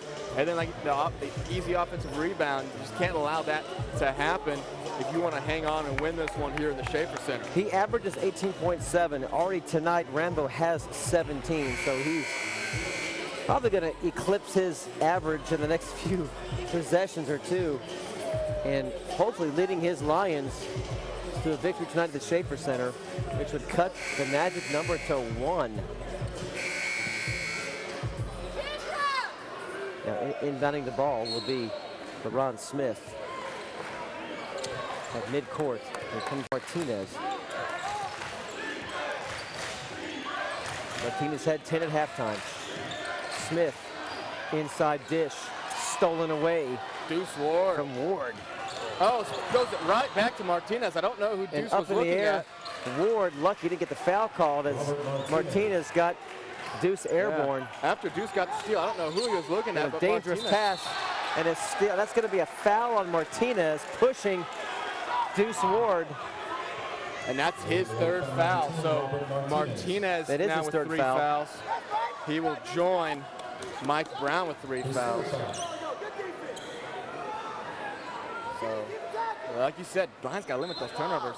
They haven't had a whole lot, but each one seems to cost them. That was too easy. And almost another turnover. Barely saved by Walter. Need to reel this in if you're the Lions. Gentry thinks about it. Just inside the arc. Line. Yes, may get the roll. Gets his own rebound. How about that? Wow. Nice move. Deuce Ward. Deuce Ward essentially from the 3-point arc, launches it up, and hustles in fast enough to get his own rebound. Lead is back to 2. Wide open look from the corner. Cannot give Swish. him that one. Cannot give Eddie Ortiz that look. Can't give anybody on the Saints that look. They are gonna knock it down. Saints go back up by 5. The Saints were 8 from 23 from three-point land in the first half. The Lions are still ice cold from three-point land. Good for 34%, which is pretty acceptable from three-point land. Rambo with the man in his face, knocks it Rattles down. it in! Just enough clearance from the defender with that high arching shot, Tim. He usually gets a good look at it.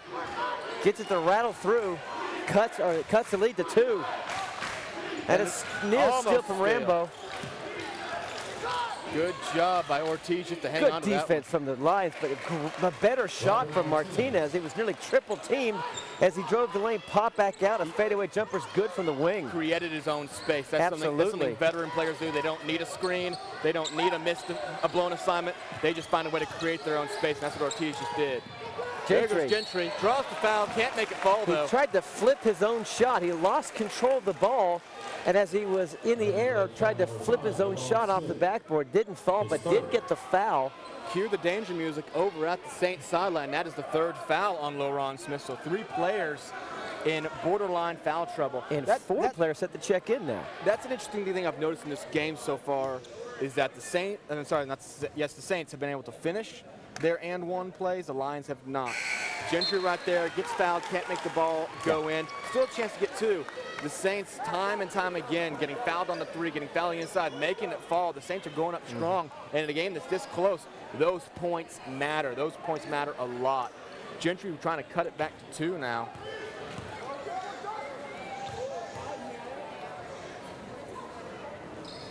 Does so.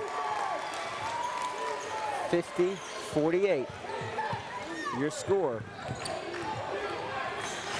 And how about a steal from Gentry? He stays in bounds, lays it up and in. We're tied. That's exactly right. Back at 50. Gentry. Oh, look at that diving steal attempt from Gentry. And it results in a turnover. Credit Caleb Gentry for making that happen. Although he didn't get credit at the end of the day. He forced that turnover with that diving stab. No man disrespects his elbows and knees more than Caleb Gentry. He sells out time and time again and forces turnovers. Love his play. He's a premier defensive player coming up from D2 from Coach Bostic's old school of Oklahoma Wesleyan. He looked for a big 3 here. Looked for a 3 from Rambo. Oh, he looked at it. Probably wisely pulled it back. He was covered pretty well. Shot clock is down to 13. Ward will drive, and he will travel. For the travel. Good defense from Virgil Kisoka, who's in off the bench, prevented the drive to the hoop, causing the turnover.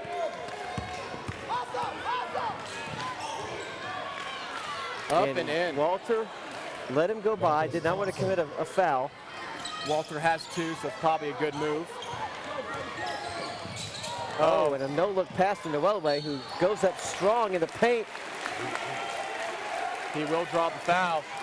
And again, the bucket didn't fall, so we'll keep an eye on that where the whistle's blow, but the Lions unable to put the ball in the hole, but now perhaps get 2 up the free throw line. And now the 3rd foul on Marcel Campos. So 4 Saints with 3 fouls. In Hawkins, Texas, with 3:52 left in the game, Jarvis leads LSU Shreveport 74-72. We'll be watching that one all the way to the end as Mike Nwole misses his first. We remind you, if you're just joining us, the Lions' magic number is at 2. If they can pull off a win tonight against these pesky, stingy Saints and have the Pilots fall to the Bulldogs, they would clinch a national tournament appearance automatically. Now we have a discussion here, and the head referee will come to the sideline. And a correction on the last foul. It was not on Marcel Campos, so his total will drop to 2. It's actually coming against Marcus Thompson, who will be given his 2nd foul of the game. So a little bit of good news for the Saints there. Not seeing one of their seniors from Sao Paulo, Brazil, go into foul trouble. How come you could say international names better than I can? No fair. It just rolls off your tongue like you live there. Well, I didn't live in Brazil, that's for sure. Yeah, but you sound like it. Noel away, second free Misses throw. the second, and that's it's a push. They're gonna. Guidry just has to smile as I think he got whistled for the foul.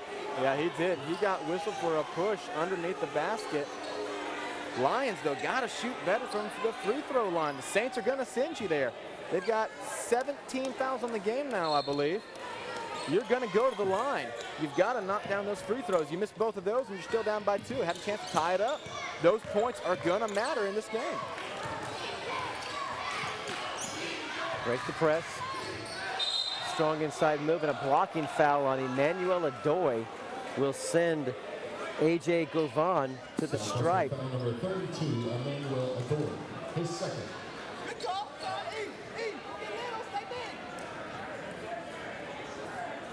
Emmanuel wasn't quite set, and the refs will catch that most of the time.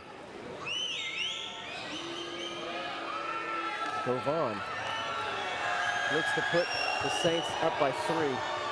Misses the first. Both teams missing some key opportunities on the free throw line. Like you said, this is not how the feel of the game is going to end up being a 15-point win for either side. It always could be, but doesn't feel like it. These points matter right now. It's going to be close all the way. Second one, no good. Guidry rips down the rebound. The teams exchange offers, and the score remains the same. And there's a whistle. Several players fouled Rambo as he was trying to clear some space. It's going to be called on Campos. So now he will officially get his 3rd foul.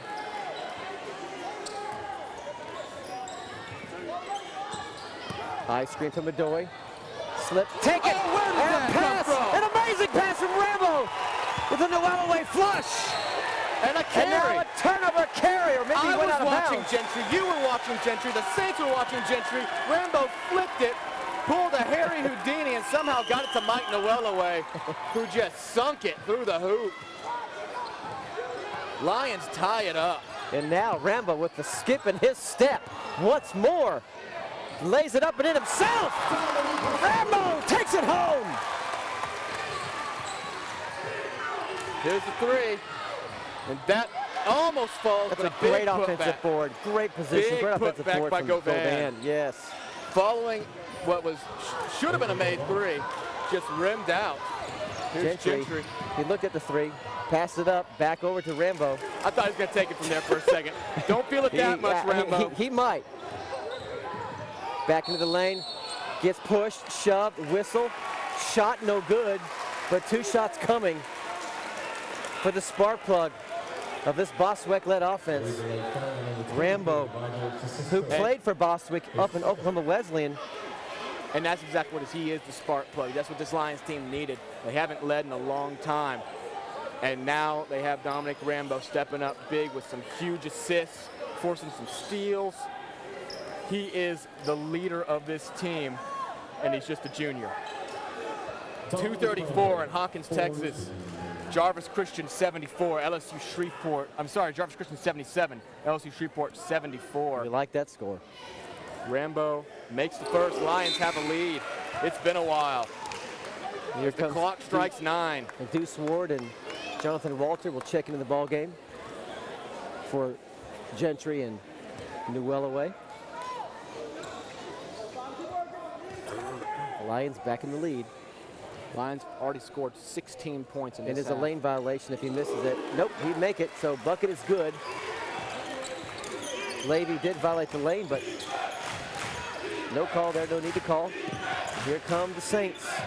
The Lions defense has an aggressiveness back in it, squaring off against Our Lady. And the crowd getting more active, sensing the importance of this ball game. Strong move inside, pump fake right, shot left. Somehow pulls it down. Impressive fight underneath, but the Lions come away with it. Now a whistle and a technical foul assessed to the Saints. And that's going to come against A.J. Govan. He gets teed up. I didn't see what it was I'm for. not sure what it was for either. We'll try to figure it out. There was a battle underneath the basket for sure, and I could see frustration. Could have been something he said to the referee. He didn't do anything physical that I noticed. So Guidry go to the line to shoot 2. makes the first. Lions are up by 3. And Coach Van Lanningham not happy about it, giving the ref a mouthful of his irritation, and Guidry makes them both. And the Lions will inbound up by 4.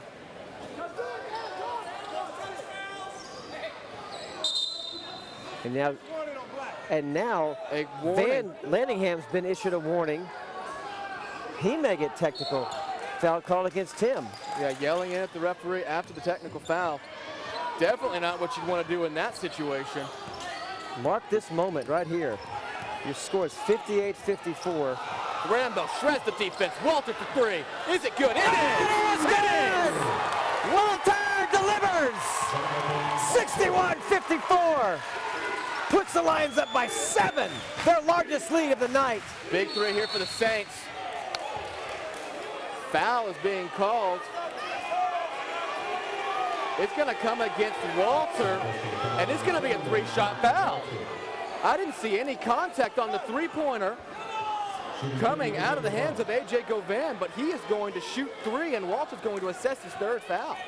Not the foul Walter wanted to pick up. After giving the Lions a huge lift with that 3-point shot from the left wing, now returns the favor and gives Govan a shot to get all 3 back the old-fashioned way at the stripe. First one is off. 63 seconds remain in Hawkins, Texas. The Bulldogs are up on the Pilots, 82-78. And as you feel, huge moment here in the Schaefer Center if the Lions can somehow get a roll going. Even bigger moments down in Hawkins, Texas. Second free throw is good. We are definitely watching the scoreboard for all of our SAGU.TV viewers now under a minute. 82-80, Jarvis with a 2-point lead. And you can imagine it is tense down in Hawkins right now. It's tense here too. The Saints trying to cut the lead back to 5. Govan makes the second. Misses the 3rd. And Adoy comes down with the rebound. So the foul only results in 1 point for the Saints. And these teams, both teams just missing too many free throws. First it was the Lions' problem, now it's the Saints' problem. Rambo. A great move behind the back, drives left-hand lane, and gets the roll! An outstanding play from Dominic Rambo! Speed, quickness. Too much for the Saints to handle as Rambo slices through the defense. There is a switch. There is a switch on Rambo that gets turned on, and he just becomes something else. Now here's a strong move off the left hand. Good. No good, Thompson. Foul coming against Adoy. Adoy was on the weak side underneath the basket, and somehow he gets called with the foul. That's Adoy's 3rd foul, so the Lions now get a couple of players into foul trouble.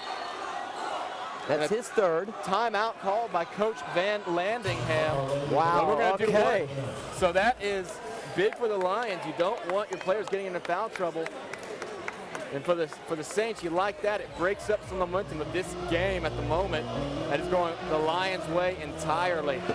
27 ticks left in Hawkins, Texas. Oh boy. The Bulldogs are up by 2.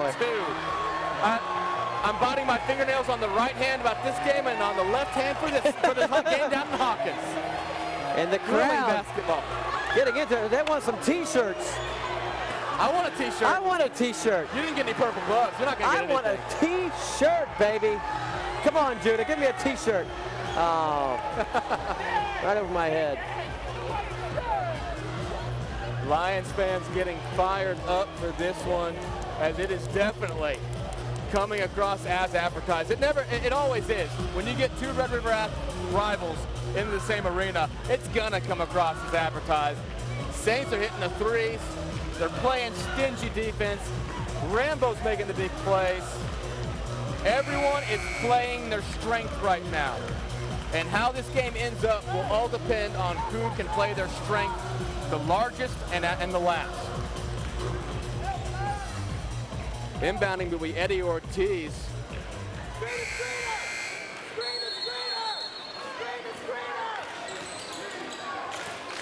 Martinez just inside the 3-point arc is good. Drains 2. Smooth stroke from Martinez. He is a pure shooter. Adoy steps inside the three-point line, no good. Foul coming in against, I believe, the Saints. And 21 seconds remaining in Hawkins. Jarvis clinging to a 4-point lead. That foul was on Mike Brown. That is his 4th. Looking at Mike Brown is a key player on this Saints team. They do not want him, and they'll have to pull him right now, obviously. They can't have him getting into that kind of foul trouble. Gentry. First free throw is no strong. Good. Misses the front end of a 1-1, but Rambo the steal. Fresh 35 for the Lions. Now Guidry works on Smith. Stolen away. A stolen ball. That is Govan, and he gets a whistle. He'll go to the stripe. And that is going to be a foul on Deuce Ward. That is not good for the Lions. No, I'm sorry, that will be just his 2nd foul, luckily. I thought it might have been his 3rd. 84-82 with 13 seconds remaining in Hawkins, Tim. Watching it all the time. To the line will go at A.J. Govan. Saints trailing by 6. He knocks it down. And so the Lions. Here comes Noel away in for Emmanuel Adoy. Adoy has 3 fouls, so probably good to sit him. And Walter will check back into the ball game. And he will come in for Deuce Ward, who picked up his 2nd just a moment ago. So, Saints not going anywhere. Pushing it back down by 5. Chance to make it a 4-point game here. The Saints are in the bonus the rest of the way. Lions committed 7 fouls. Well, not quite. Lions committed 5 fouls. 7 against the Saints. Yeah, check that. The Lions are in the bonus with 7.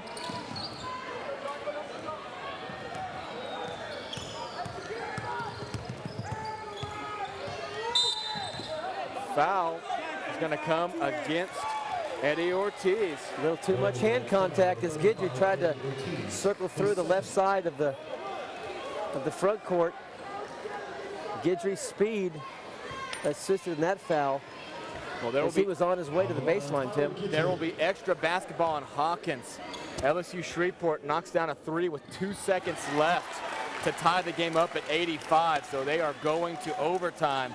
The Bulldogs and Pilots. So you can't get a break anywhere you look. It's just tense late February basketball. Guidry hustling back after he tried to get the rebound. Wide open 3, no good. Weak side rebound, Gentry on up ahead to Guidry. Spins around, still free, on the loose. Alley-oop pass up to Llewellyn. Shot blocked. Here comes Govan. Out to Martinez.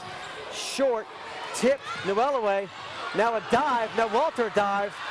Now a Saints player dives, and a timeout. Heads up play from Robert Martinez, the senior, with a smart play to call timeout as he was about to get called for a travel. And a lot of no calls there. Well, let's go down to courtside now where Tyler Marie is standing by. Tyler, go ahead. Thanks, guys. Here I am with SAGU student and fan James Swearington. Now, which basketball player do you think is just out on top and stealing the show tonight? Which basketball player do you think is just out on top and stealing the show tonight? Rambo, definitely. Dishing out the steals and getting lots of points. Controlling the game like a good point guard. Now, this is such an intense game. What type of impact do you think the crowd is having on the team? Oh, I think the crowd is having a huge impact on the team because when everybody comes out and supports, they see everybody's loud in here and supporting them. It just makes the game a lot more exciting, like we're at like a really big school or something. Thank you so much, James. Great job cheering, and I love that. That's great. Back to you, Robinson. Love our fans. Love the fans at the Schaefer Center. And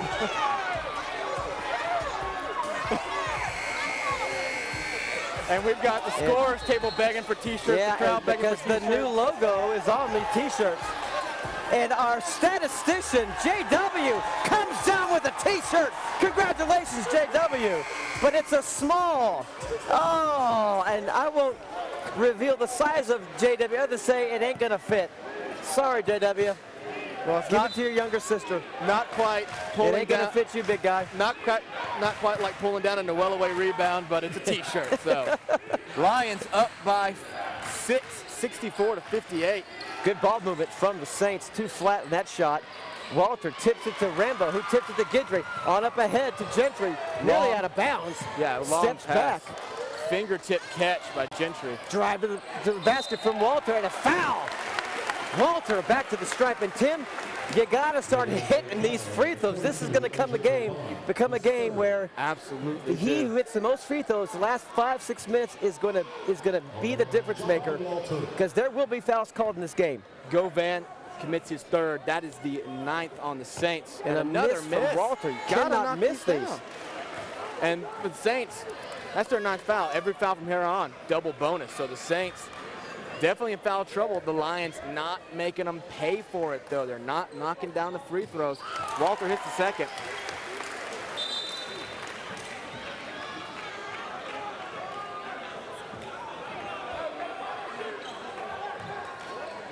Lions drop out of the full court press. Coach Boswick orders them back. They will stick, though, with a man-to-man defense.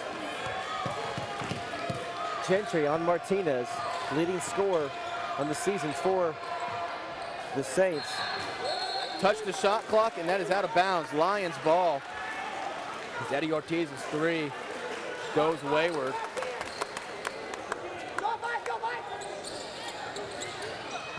Almost thrown away. Walter saves it. Dangerous pass, and it is stolen away. Marcus Thompson chased that one down. Martinez drives to the lane. Gentry had a hand on it. They're going to call Rambo's going to be Rambo. whistled for a foul as Martinez made his move into the paint. That is a hold. That is the 3rd foul on Rambo. That is huge. As Rambo going in for the steal. 12:02 remaining. 3 fouls on your leader. What will Bostwick do? Will they keep him in the ball game? I think you have very little choice unless you're on picks of the 4th. He's not a very aggressive player. You know, going in. He's not going to get caught for many fouls. So you can't play scared. Long free throw from Loron Smith, and they're not falling like they were in the first half. No, they are not, and that's good if you're a Lions fan, as they maintain a 7-point lead. Now under 12. And there is a Lions player down. That is Jonathan Walter. He's back on his feet, walking gingerly. Deuce Ward will check back into the ball game, and Walter shake that off as Jeroy Carpenter, SAGU's athletic trainer, will attend to Mr. Walter. They'll go back to the training room. Hope to see him back. You want Jonathan Walter back. You don't For want his him out of this game. For his defense, for sure, and his three-point shooting ability. He was a big spark to get the Lions where they are right now, up by 7. Gentry on Martinez, a long 3. Good. Looked good coming off. We had a good look at it, Tim. It looked true, and it was true. A technical foul again. And you know what? This may be, if it's on number 22, Covan, he's gone. If it's on 22, no, it's on number 10. It's on Martinez. It's on Robert Martinez. If it was on Govan, he would have been gone. That is the 4th foul against Martinez, though. The technical will count to his total foul total. Gentry knocks down the first. You just got to be smarter than that. It looked like Martinez nailed the 3 and just taunted a little bit, got a little bit too cocky, and in a game like this, take your 3 and get back. Gentry knocks them both down. That's what you need right there. 67-61. And not surprisingly, Martinez goes to the bench with 4 fouls now. 3:30 left in overtime. Jarvis up on LSU Shreveport, 91-85. Now 2:46 remaining. So a little bit of good news coming in from Hawkins, Texas. The Lions lead by 6. And Jarvis leads by 6 down in Hawkins. Behind the back. Oh, almost. Rambo comes with it off the glass. No good.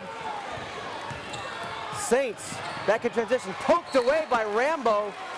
It'll stay right here, but good defense, hustling from behind. Dominic Rambo, his speed being a factor now on defense. Great hustle coming off of the missed shot. Just slapping the ball in bounds. Doesn't change a whole lot. Forces the Saints to inbound, though. Just staying aggressive. Open 3 here. And be careful here. No foul.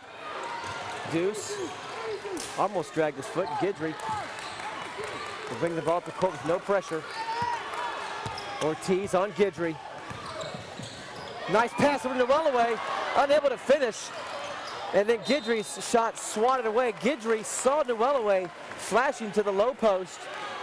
Got it to him in time. Guidry's pass unable to be completed by Wellaway as the ball rolled just off the rim, and now officials timeout as some wet spots on the floor, and 2 more players for the Saints will check in. Be Levy and Sacasco.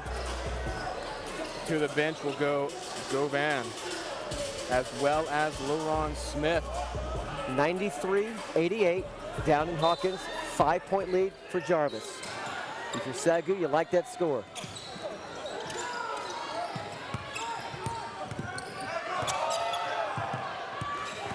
Rambo through the lane, over to Guidry. He can shoot for 3. He does. He's good. Tyler Guidry showing a shooter's touch from the wing. In the far corner, just squares up and knocks it down. Lions up by 9.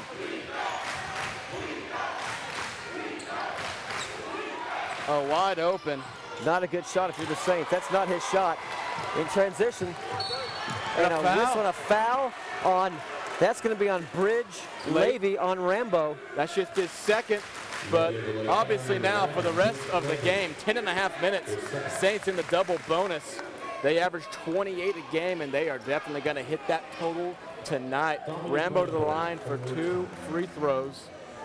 Trying to push the Lions up by double digits for the first time tonight. It was at 4 at halftime. It's 10 now.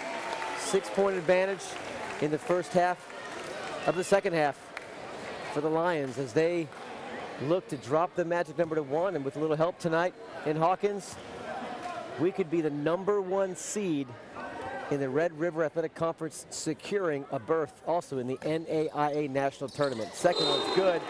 And Gentry and Levy get tangled up, and it's going to be Gentry called with the foul. The basket will still count. Wow. But Gentry gets called with the hold. It's the Lions' 7th foul, so let's walk down the court. It's 9:20, people. There's 10.5 minutes left. Don't expect this one to get done before 10 o'clock. This is going to be a game of free throws. Mark it down in about the 7-6 minute mark. They're going to really start mattering. Well, they all matter now, but this is going to be a battle of the charity stripe. Who can hit that 85, 80%? You don't want to be at 60, 70 by now. This is game time. You need to be hitting most of your free throws. Yeah, you cannot shoot. Every point matters here. You can't shoot your average. You got to shoot better. Above average. And the Lions only average 65% on the season. That is not going to be good enough tonight from the stripe.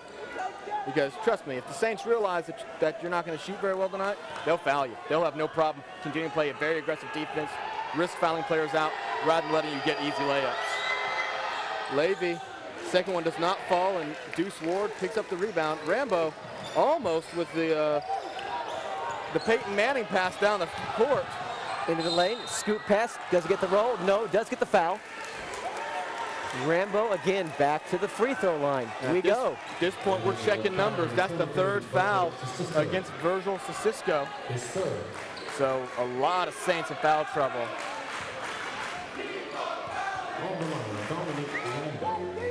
So Rambo with a chance to make it a 12-point game, and we're going about 8 or 9 seconds between fouls. We take about 30 seconds to shoot a pair of free throws. This game has slowed down considerably. And we'll be out of here by 2 in the morning. I'm in for it. This is a excellent Red River Conference basketball game in the Schaefer Center. Rambo misses both. Misses both of them. And you said it, got to shoot better than your average. Rambo misses both right there. Usually a pretty good free throw shooter. Open three, Ortiz. Levy sailed in over the back of Gentry. Bridge Levy's going to be whistled for that foul going over Gentry's back. And that'll put Gentry back on the foul line. So I think we've dropped down to about 5 seconds of play before a foul, Tim. I think you overestimated.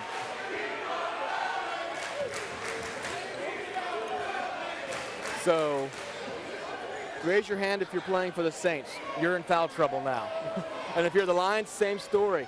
On the board right now, Gentry 2, Adoy 3, Guidry 2, Rambo 3, Ward 2. So nobody. And another miss by Gentry. The Lions now with back-to-back trips to the line. They've missed 3 free throws in a row. And when the Saints are down by 10 and handing you free trips to the line from that end of the court, you get to walk down, don't have to worry about a full court press defense or anything. Got to knock those down. Gentry misses both of them. But that's off of Bridge Levy. He comes in, draws 2 quick fouls, and makes an errant play on the rebound. So at this point, put the guns back in the holsters, boys. You're all shooting yourselves in the foot. Foul away from the ball. That's one of the best I've heard, Tim. That's good. All right. And now, back to the line. That's the 4th foul on Campos. It'll be Guidry, the southpaw.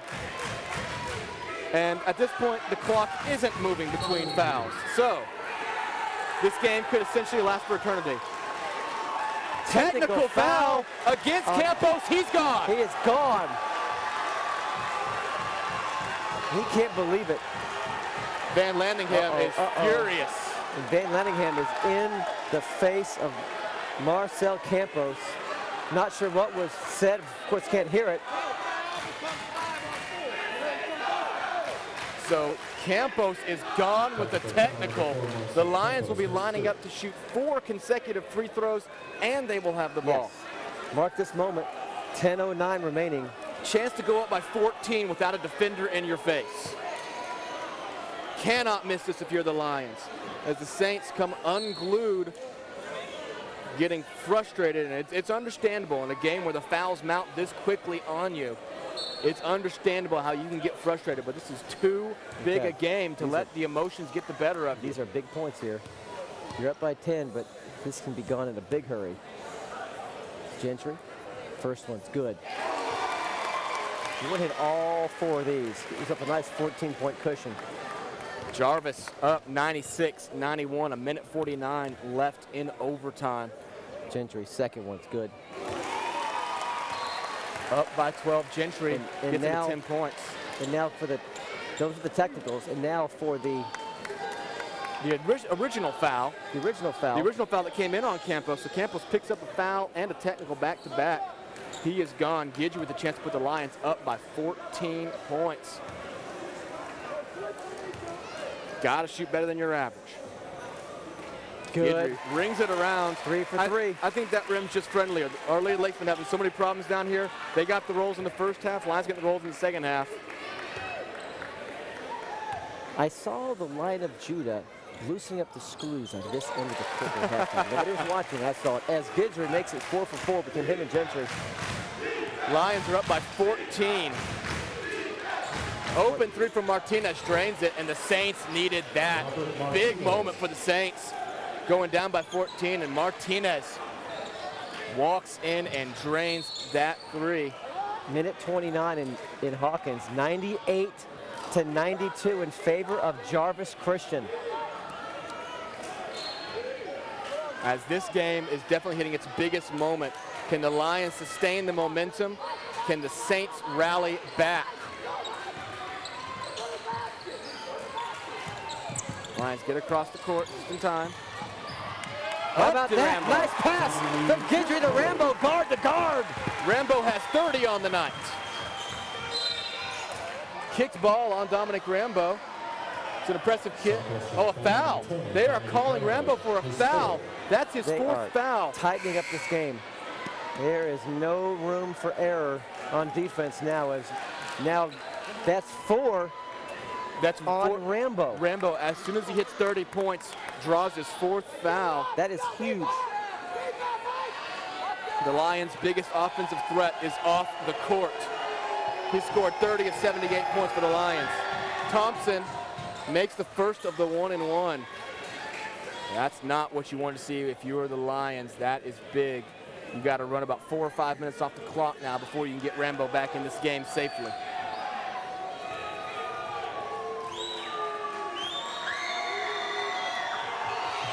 Second one, good. Lions up by 11. Rambo on the bench. That leaves Walter, Guidry, and there's a turnover right there. I hate to say it wouldn't happen if Rambo was in the game, but now, these things happen. This is the gap that the Saints were looking for. They get the foul on Rambo after falling behind by 14. They drill a massive three-pointer to kind of cut the momentum off a little bit. Rambo hits the bench. The Lions with really one of their first unforced errors. That was just a bad error. Martinez takes the pick. Airballs the shot that he's going to hear from the crowd for a few moments. Took the high screen pick from, I believe that was from Mike Brown. Had a wide open look. Martinez just well off the mark there. And here comes Gentry now with 9:12 remaining in the ball game. 11-point lead. The Rambo's on the bench, saddled with 4 fouls. Adoy gets the ball over to Walter for 3. Way off the mark. He shoots an air ball. Walter just measured that one up very wrong. Dropped the shoulder, pass over to Brown. Smith to Brown, and a whistle. Imagine that, a whistle. It's going to come against Walter. That's his 4th foul now. And now into the game will come James Ford. This game might come down to, let me see here, who hasn't played yet? I'm expecting Jordan Gillespie Edison, the junior from London, England, who hasn't come in yet. I'm expecting him to face off with Eustace Norvelus by the end of this one, because we might have 3 players left for each team with how many players about to foul out. Chance to cut it back to a single-digit lead. I saw John Cookman come in with the sneakers. He may be out before the game's over. Marcus Thompson makes the first. It's back to a 10-point lead, so the Saints have done what they needed to do after falling behind by 14. Fought back, got it within 10. Now Thompson with a chance to make it 9.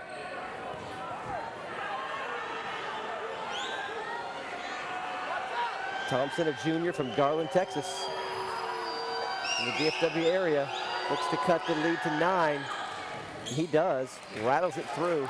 This game is far from over. The Lions got to gain control right now. So the 14-point lead is now cut down to 9. You have 2 starters on the bench with foul trouble, but you've got to gain control. You got to play smart, got to play conservative. You just got to play the way you know you can. Ball control. Protect the ball, let them foul you, then make your free throws. Guidry for 3, looks good. Just off the mark. Ford with a monster rebound. And a jump ball. Jump ball. Jump ball see is where called. The possession arrow is going to stay right here.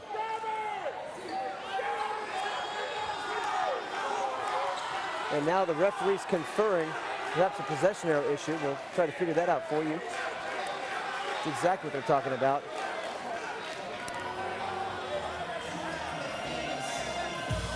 .44 seconds left in overtime. It's back to a squeaker. Jarvis Christian leads LSU Shreveport 99-97 as they're trying to confer on which way the possession arrow should be pointing. It's been pointing the Lions' way for about 10 minutes now. I believe there was a prior jump ball that switched it. And that's the discussion, is where's the truth behind where the possession arrow should lie. So this is an important possession with 8:33 remaining. The Saints have cut the lead from 14 down to 9. You still have several 3-point marksmen in the game for the Saints that can cut this lead even more. Martinez, Ortiz.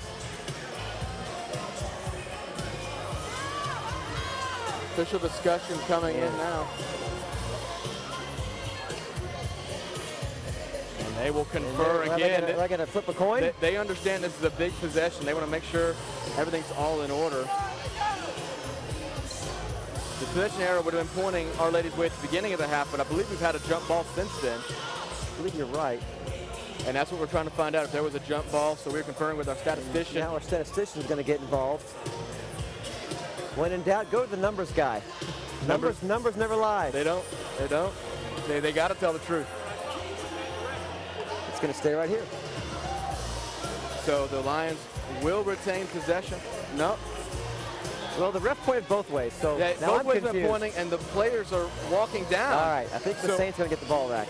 Initially, they were pointing the Lions' way, but now they're ruling that it's going to go the Saints' way. I think what happened was the arrow didn't switch last time. The statistician corrected it, so now it was pointed towards the Saints. So now they'll get the ball back. So the arrow now looks like it's pointed towards the Lions again, which is the next dead ball, the next jump ball. Bostwick making sure he's got the information right. Long conference on this one.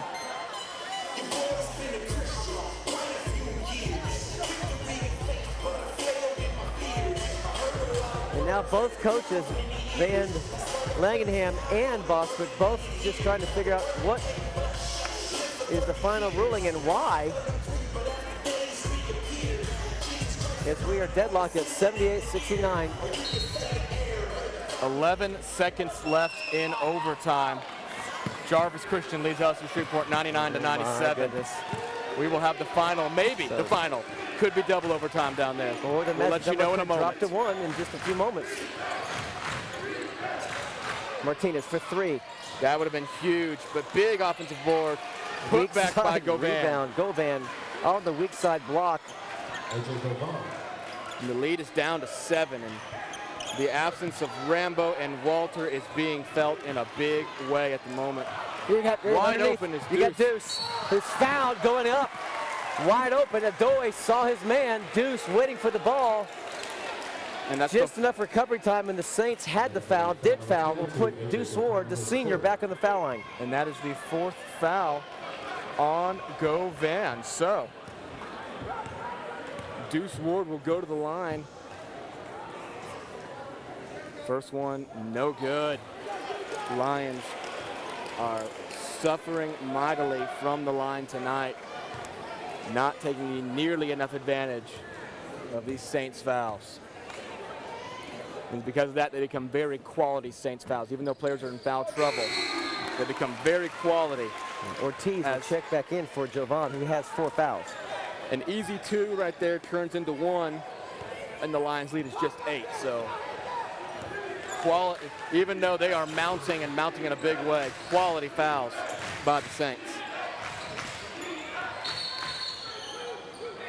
And a push against Emmanuel Adoy. This game is tightened up in a big hurry. Referees calling just about any contact they don't like. They're going to whistle and stop this game and let the game be decided at the charity stripe at this point. About 2 minutes ago, game time, there was 2 fouls, a personal foul and a technical foul. Free throws, all 4 were made, which gave the Lions a 14-point lead. Now just about 2 minutes have passed, the lead's cut down to 8. And during that time, Rambo and Walter have both picked up their 4th foul. And count Adoy in there now too. Adoy picks up his 4th foul.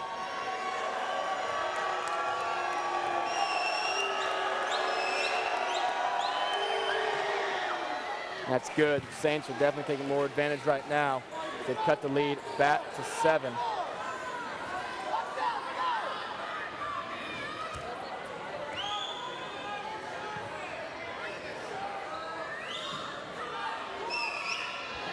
Second free throw from Thompson.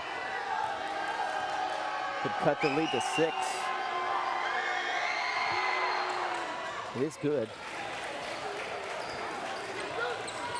We mentioned that 5-6 points margin of victory will likely be what happens. You just got that feeling it's going to be close.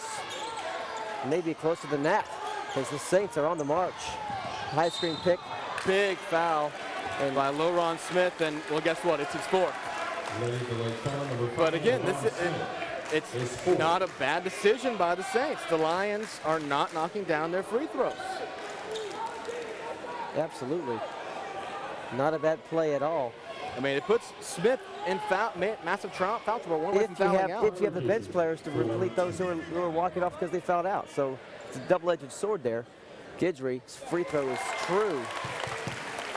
And the Lions have reached the 80-point mark in this ball game. Well, this game just got very important.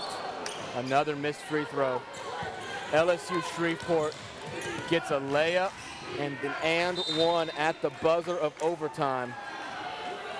And this is just getting ridiculous. Emmanuel Adoy is fouled out. He's gone. And now Walter, who has 4, is forced, if we could use that word, to check back into the game with 7:33 remaining. Rambo will remain on the bench for, I would anticipate, another 2 minutes possibly. But down in Hawkins, LSU Shreveport essentially at the buzzer, hits a free throw. 3 seconds left. Hits a free throw and off of the layup and wins 100-99. So SAGU needs this one even more. So the magic number remains at 2 for the time being.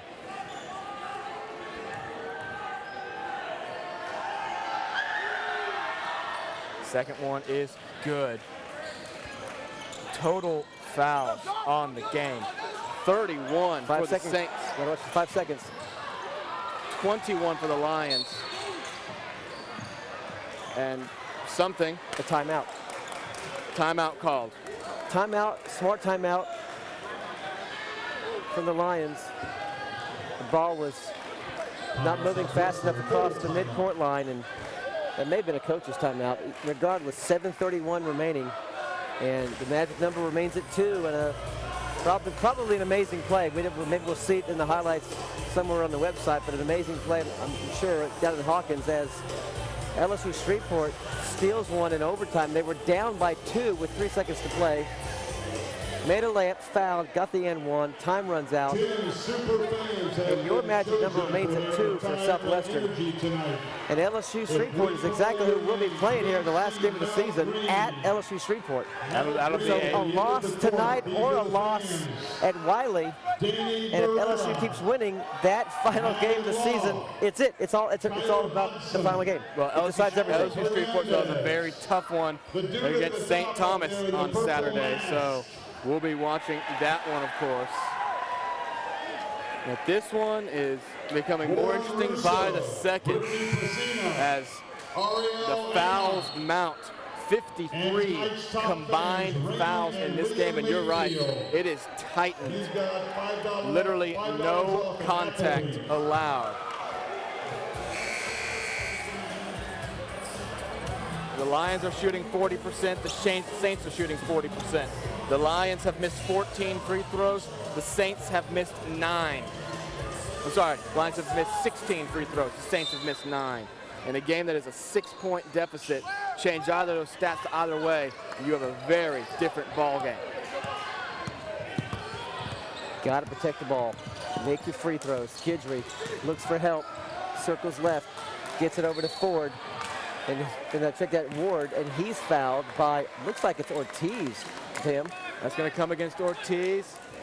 That's going to be his 3rd foul, so for once it's not a player hitting 4.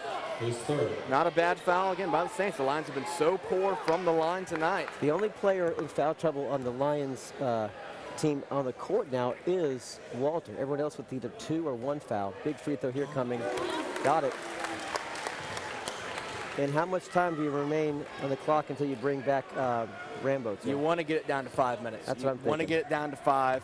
And again, that might be an hour and a half from now, but you want to get it down to 5 minutes before you risk putting him in. How tight this game is being called on both ends.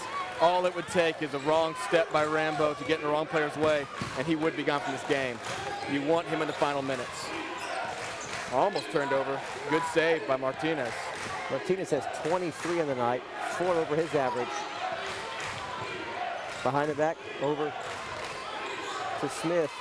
Strong move from LaRon Smith, the senior from Dayton, Ohio, off the glass. And that's the first field goal I can remember in a long time. It's been all free throws.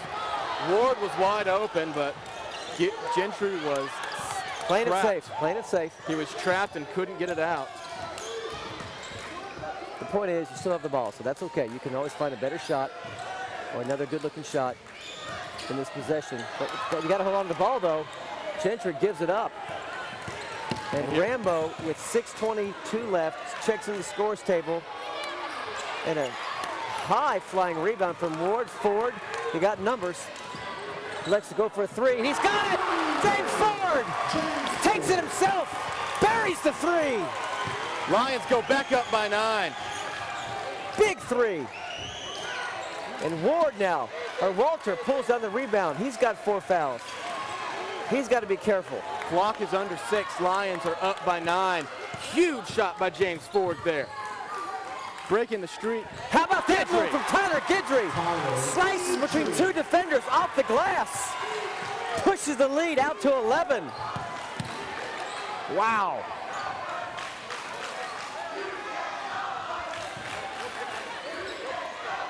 Mike Brown now works on Ward to Smith. That's going to be off. And Ward comes up with a rebound.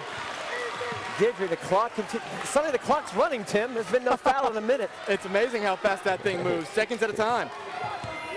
The Saints have cooled off significantly from 3-point range. Ward with the high screen pick, offering to Guidry. Now looks at Walter. The Saints sizes up Ortiz. The Saints are 3 for 12 from 3-point range. Guidry steps on the line and turns it over. The Saints have. Here comes Rambo with 4 fouls. Here comes Noel away. Out will go Guidry. Guidry excited. And Adoy also takes a seat on the bench as we are now at the 5-minute mark. 11-point lead. The largest has been 14. This game far from over.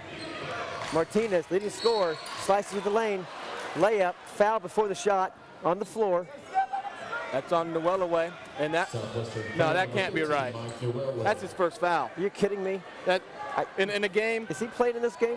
I think so. I think I've seen him out there. I've seen him out there too. He's got 9 points, and in a game, his first foul in a game which I think you assessed the foul in the first half.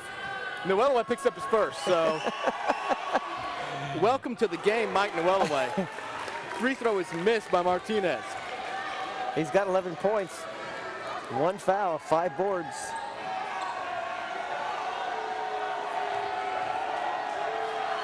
Martinez looking for his 24th point. Got it.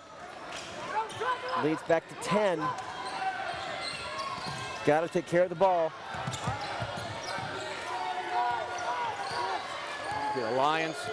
Essentially 4 guards in the game, and then Noelaway down low for the Lions.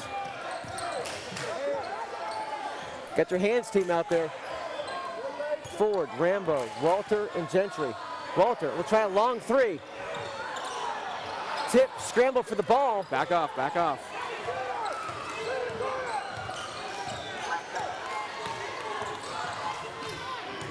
Pass is blocked. Strong drive inside. Put back no good. Well, another putback got is in the good. air. Did get called for the foul, but good as Virgil to Cisco, who had Noelaway airborne. Look out! Monster dunk and a miss. A near power dunk from Noelaway, but he's fouled on the way down. Sissoko will draw his 4th foul there, but it interrupted a for sure Mike Noelaway slam. Rambo moving the ball up so quickly. Strong play underneath the boards there by Sissoko to, and a miss by Noelaway. Not the time to miss. You're just up by 8 with 4 minutes left. Walter and Ford will check out. Guidry right back in. And also checking in is Deuce Ward. So back to a 3-guard offense. What you have now is 4 players not in foul trouble surrounding Rambo. Yeah, so they can draw the fouls. Rambo can lay back. That's exactly what Bostic is thinking. So Rambo will lay off of Govan, avoiding the foul. The other 4 players are free to take a stab at it if they can. No one's in foul trouble besides Rambo. With 3:53 remaining. 9-point lead, 3 ball. Offensive rebound, swatted away from Noelaway. Up again, the Saints. Who wants it? So strong underneath the basket. That's going to go off of the Lions. They're going to reset. And the Saints saw the referee. They're going to reset the shot clock. Saints just so strong underneath the basket, putting it back time and time again. Can't get it to go though, but they will get the ball. Govan will inbound the ball. Under 4 minutes. Ortiz, too strong. Gentry passes the ball right to Govan, trying to bounce it off his foot. Instead, Govan reacted, grabbed the ball like it was a pass from one of his players and put it in. Now Rambo, 3-on-1. Foul. That is against Loron Smith. That is his 5th. And with 14 points, Loron Smith will check out of this one. He's 3 for 9 from three-point range tonight. He has 5 rebounds. Good overall game from Loron Smith. He averaged 5, got 5. He averaged 18.8, finished with 14. So not a bad game for Smith, but he's gone. He is gone with 3:23 remaining. Rambo to the line. How important are these? 2. How important are these free throws? Lions just up by 7. And you know the way the Saints can knock down threes.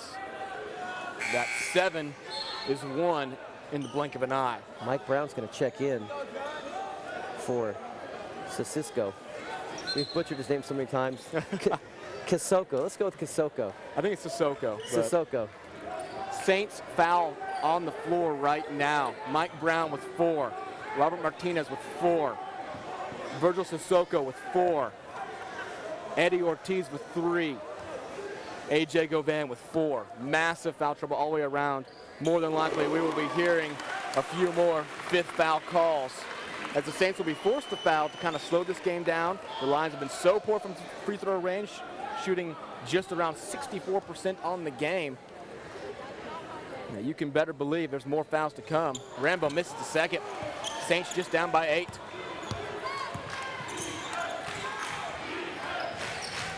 Thompson, shadowed by Rambo. Gentry's on Martinez, leading scorer for the Saints. Struggles with the ball, gets it back out to Thompson. Strong move inside, doesn't get the roll, but he will go to the line. And if you're the Saints, you like that clock not moving. Now it's 3:05, it's the 3rd foul on Deuce Ward now. We'll send Govan back to the line. Govan with 12. Already he averages 9.8. He's 4 for 9 from the line tonight, so he's missed 5 free throws. Big ones here for the Saints. First one's good. Look good, it is good.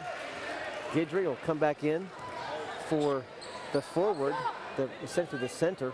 And it's a war. It's a war of attrition right now. The Saints, essentially, Lions are going 1 for 2 from the line every time they hit it. The Saints have been a lot better. Chance to trade 2 for 1 and make it a 6-point game with just over 3 minutes remaining.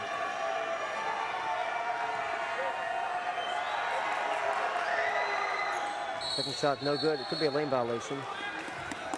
And it's on the Saints. So the shot was no good.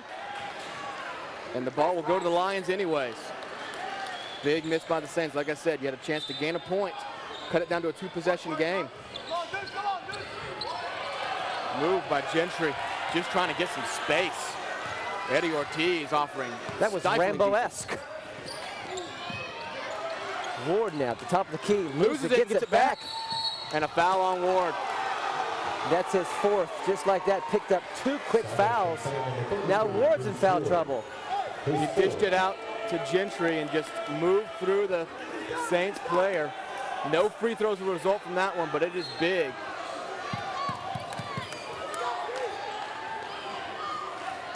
The Saints roll the ball in. And the crowd getting into it with 2:40 left, clinging to a 7-point lead, the Lions. And here's still from Rambo. And now, finally, Ward comes away with it. Comes Guidry, coast to coast, out to Rambo. Could it be? Nope.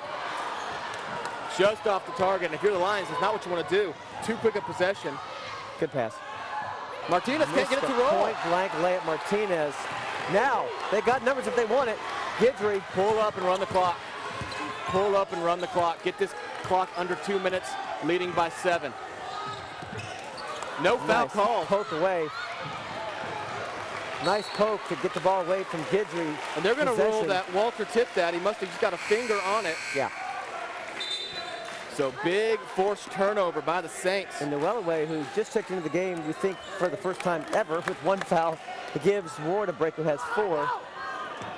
Noelaway has had a great game actually with 11 points, 5 rebounds, just 1 foul. SAGU clinging to a 7-point lead. Clinging's right. It feels like about 2 or 3. It's going to be 4. It's going to be 2 free throws coming for Mike Brown, the senior from Houston, transfer from Eastern New Mexico. And they're calling it on Walter. So Walter is gone with 5 fouls. And just like that, Deuce Ward, who was out about 2 seconds, will check right back in. Walter's gone. He finishes 8 points, 6 rebounds on the night for the Lions. So now to the line goes Mike Brown. He's just 1 for 1 tonight from the charity stripe. Just 1 trip there. He shoots just over 50% from the line on the season. Walter averaged 7, finished with 8. Averaged 6 rebounds, got 6 rebounds. So right at his average, Jonathan Walter contributing for Coach Bostwick tonight. Now under 2 minutes. 6-point game. A 2-possession game, as you said, with the 3-ball in effect with your shooters like Martinez and Ortiz, Thompson. Rattles them both in. The lead is 5. Guidry just gets it in. The Lions will run some clock, and they need a field goal here. They need to put 2 up on the board. Run some more clock. That's what you got to do right there. Take that shot clock down to about 10, unless you got that open for you. No good, no good. And now a chance for the Saints to cut it to a 1-possession game. For 3, Martinez looks good. Just off. A scramble for the ball. Guidry on up ahead to Deuce Ward. He's going strong to the hole. And away finishes! Off the miss from Ward. Mike the runaway, a power jam! Big man to big man. Lions go up by 7. Clock. Play the game. Minute left. Play the game right there. The big man pushing the lead back to 7. Right now, here come the goals. That's it. Game over.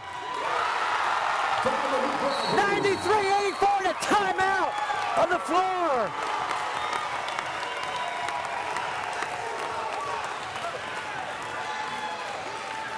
Lions burst ahead. The lead got down to 5. Deuce Ward goes down the court, tries to put it in. Noelaway finishes it off. Rambo, like he does all the time with the big play, gets the steal, takes it home. And no timeout. I correct that. No timeout. Coach Van Lenningham's going to elect to play it out with 3 land turnover. And a quick foul. Eddie Ortiz, that's just his 4th. Just his 4th. Rambo, 33 points on the night, Tim. Unbelievable. And again, we said it. Hold him off to about 5.5, 6 minutes. Get him in the game when it matters. He gets the steal and the layup to essentially clinch this game. Hondo Gentry to the line. Chance to make it a double-digit lead. And he misses the first. And Bostwick will be showing the film on that. Hondo is the hometown for Caleb Gentry from Hondo, Texas. Affectionately called Hondo around campus. Second ball is also off. Careful, Ward almost picked up his 5th. The ball will go back to the Saints. 26.4 with a 9-point lead. And you have to wonder why they didn't seem in a hurry, the Saints did, to get a shot off. They slowed down. They're doing it right now. I mean, we called it over, but you can't think that. Nice underneath layup by Mike Brown. Does cut it back to 7.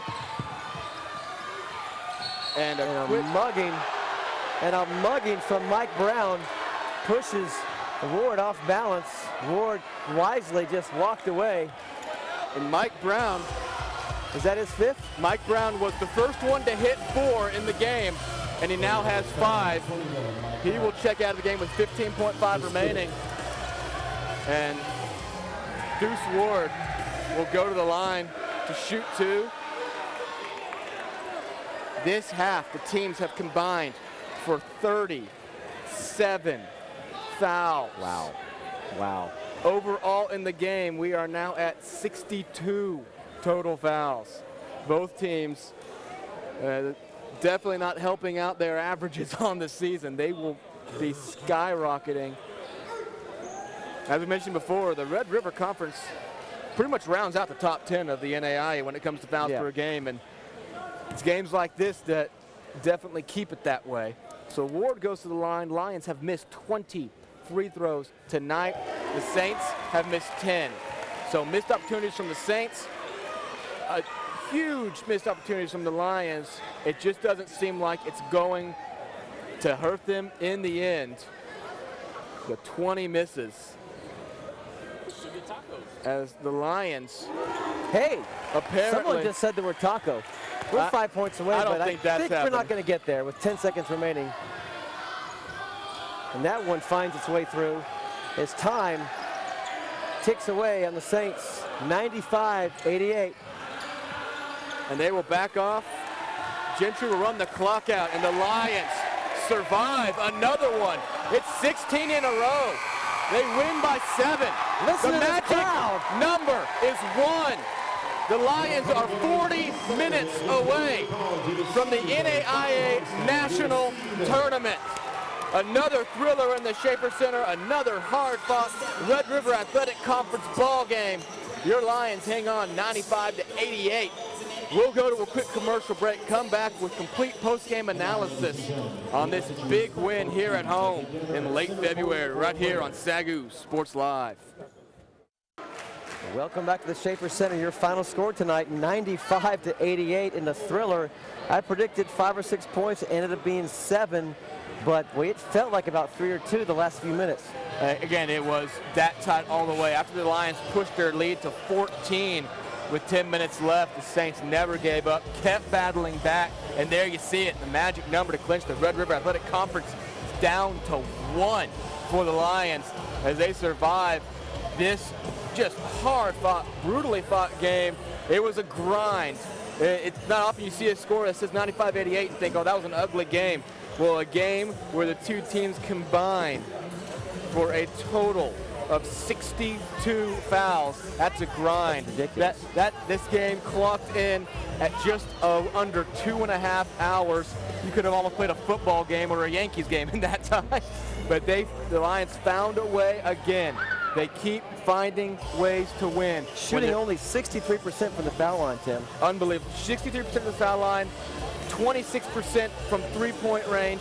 But again, they hold their opponent to 38% shooting. They limit the Saints to just 12 steals. That was their defensive strength. They could never get it going like they wanted to. They shot below their average of 38%. They went ice cold in the second half after knocking out 8 of 23 three-pointers in the first half, average about 35%. That's above what you want to shoot. Shoot 33 is your goal. They shot 3 for 16 in the second half. That's an 18% average, dropping down to 28% for the game. Just went too cold from three-point range to win it. 5 players in double figures, led by Dominic Rambo with 33. Also for the Lions, you had Newellaway with 14.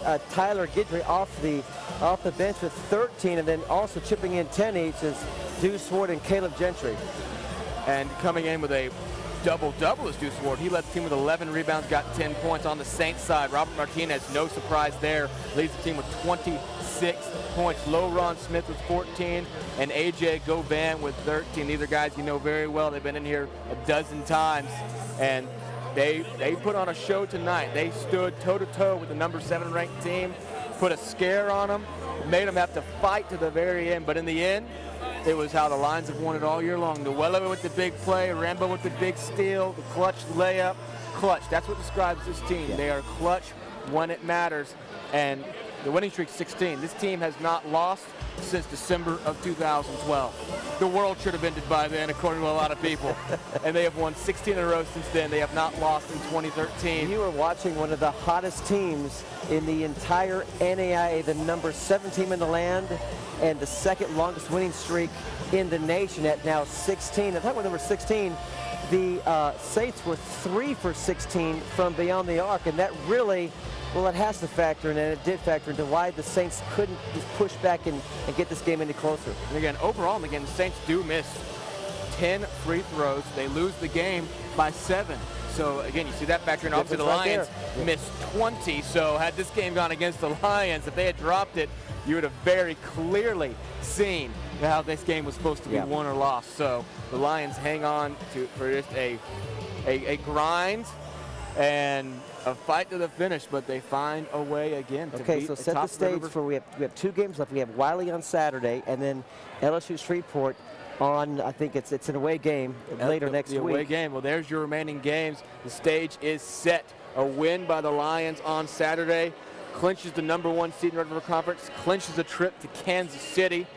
A win or also a loss by LSU Shreveport that night against St. Thomas. Now, who does LSU Shreveport play before they play St. Thomas? They play at St. Thomas, so a tough one for LSU Shreveport. So that is the stage right there. The magic number stands at 1. The Lions don't want it to come down to on the road at LSU Shreveport. LSU Shreveport is a good basketball team. You don't want your season on the line on the road at the dock in Shreveport, that's for sure. They need to wrap it up Saturday. We will, of course, be here in the Schaefer Center for that. Also, the Red River Conference Tournament, you saw it there, March 1st, 2nd, and 4th.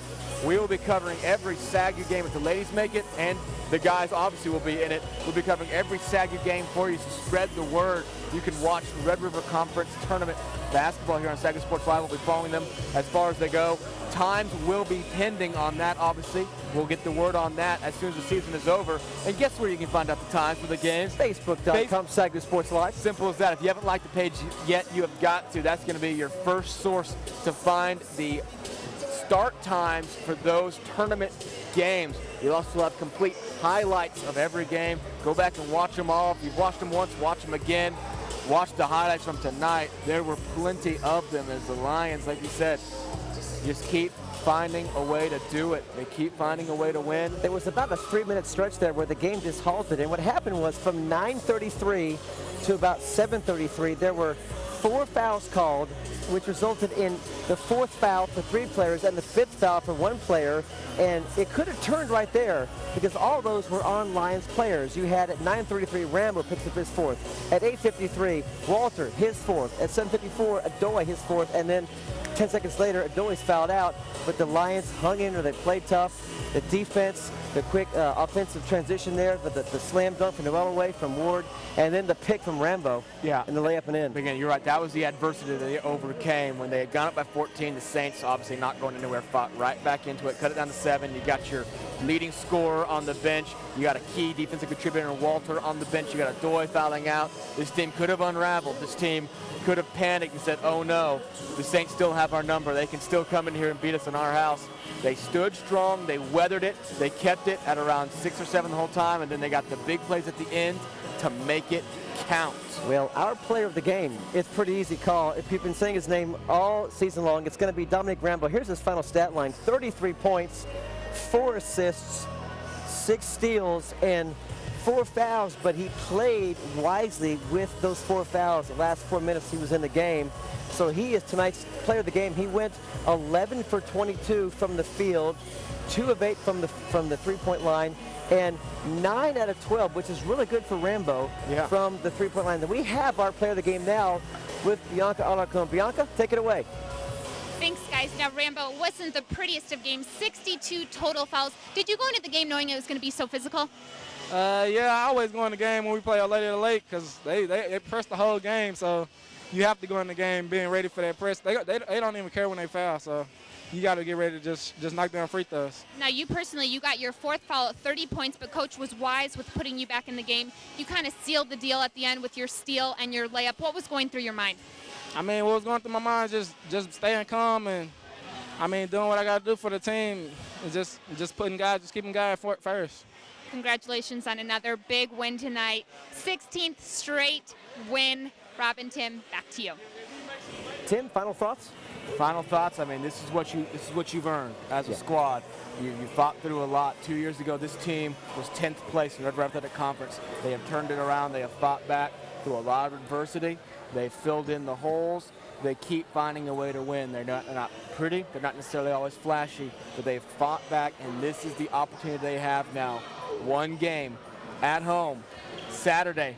Tip-off is 4. If you are not watching, if you are not here in the Schaefer Center, you are missing out. Ladies at 2 p.m. Ladies guys at 2 4. p.m. Big game for them, trying to find a way into the tournament. For the Lions, trying to clinch their first tournament berth since 2006. Wow.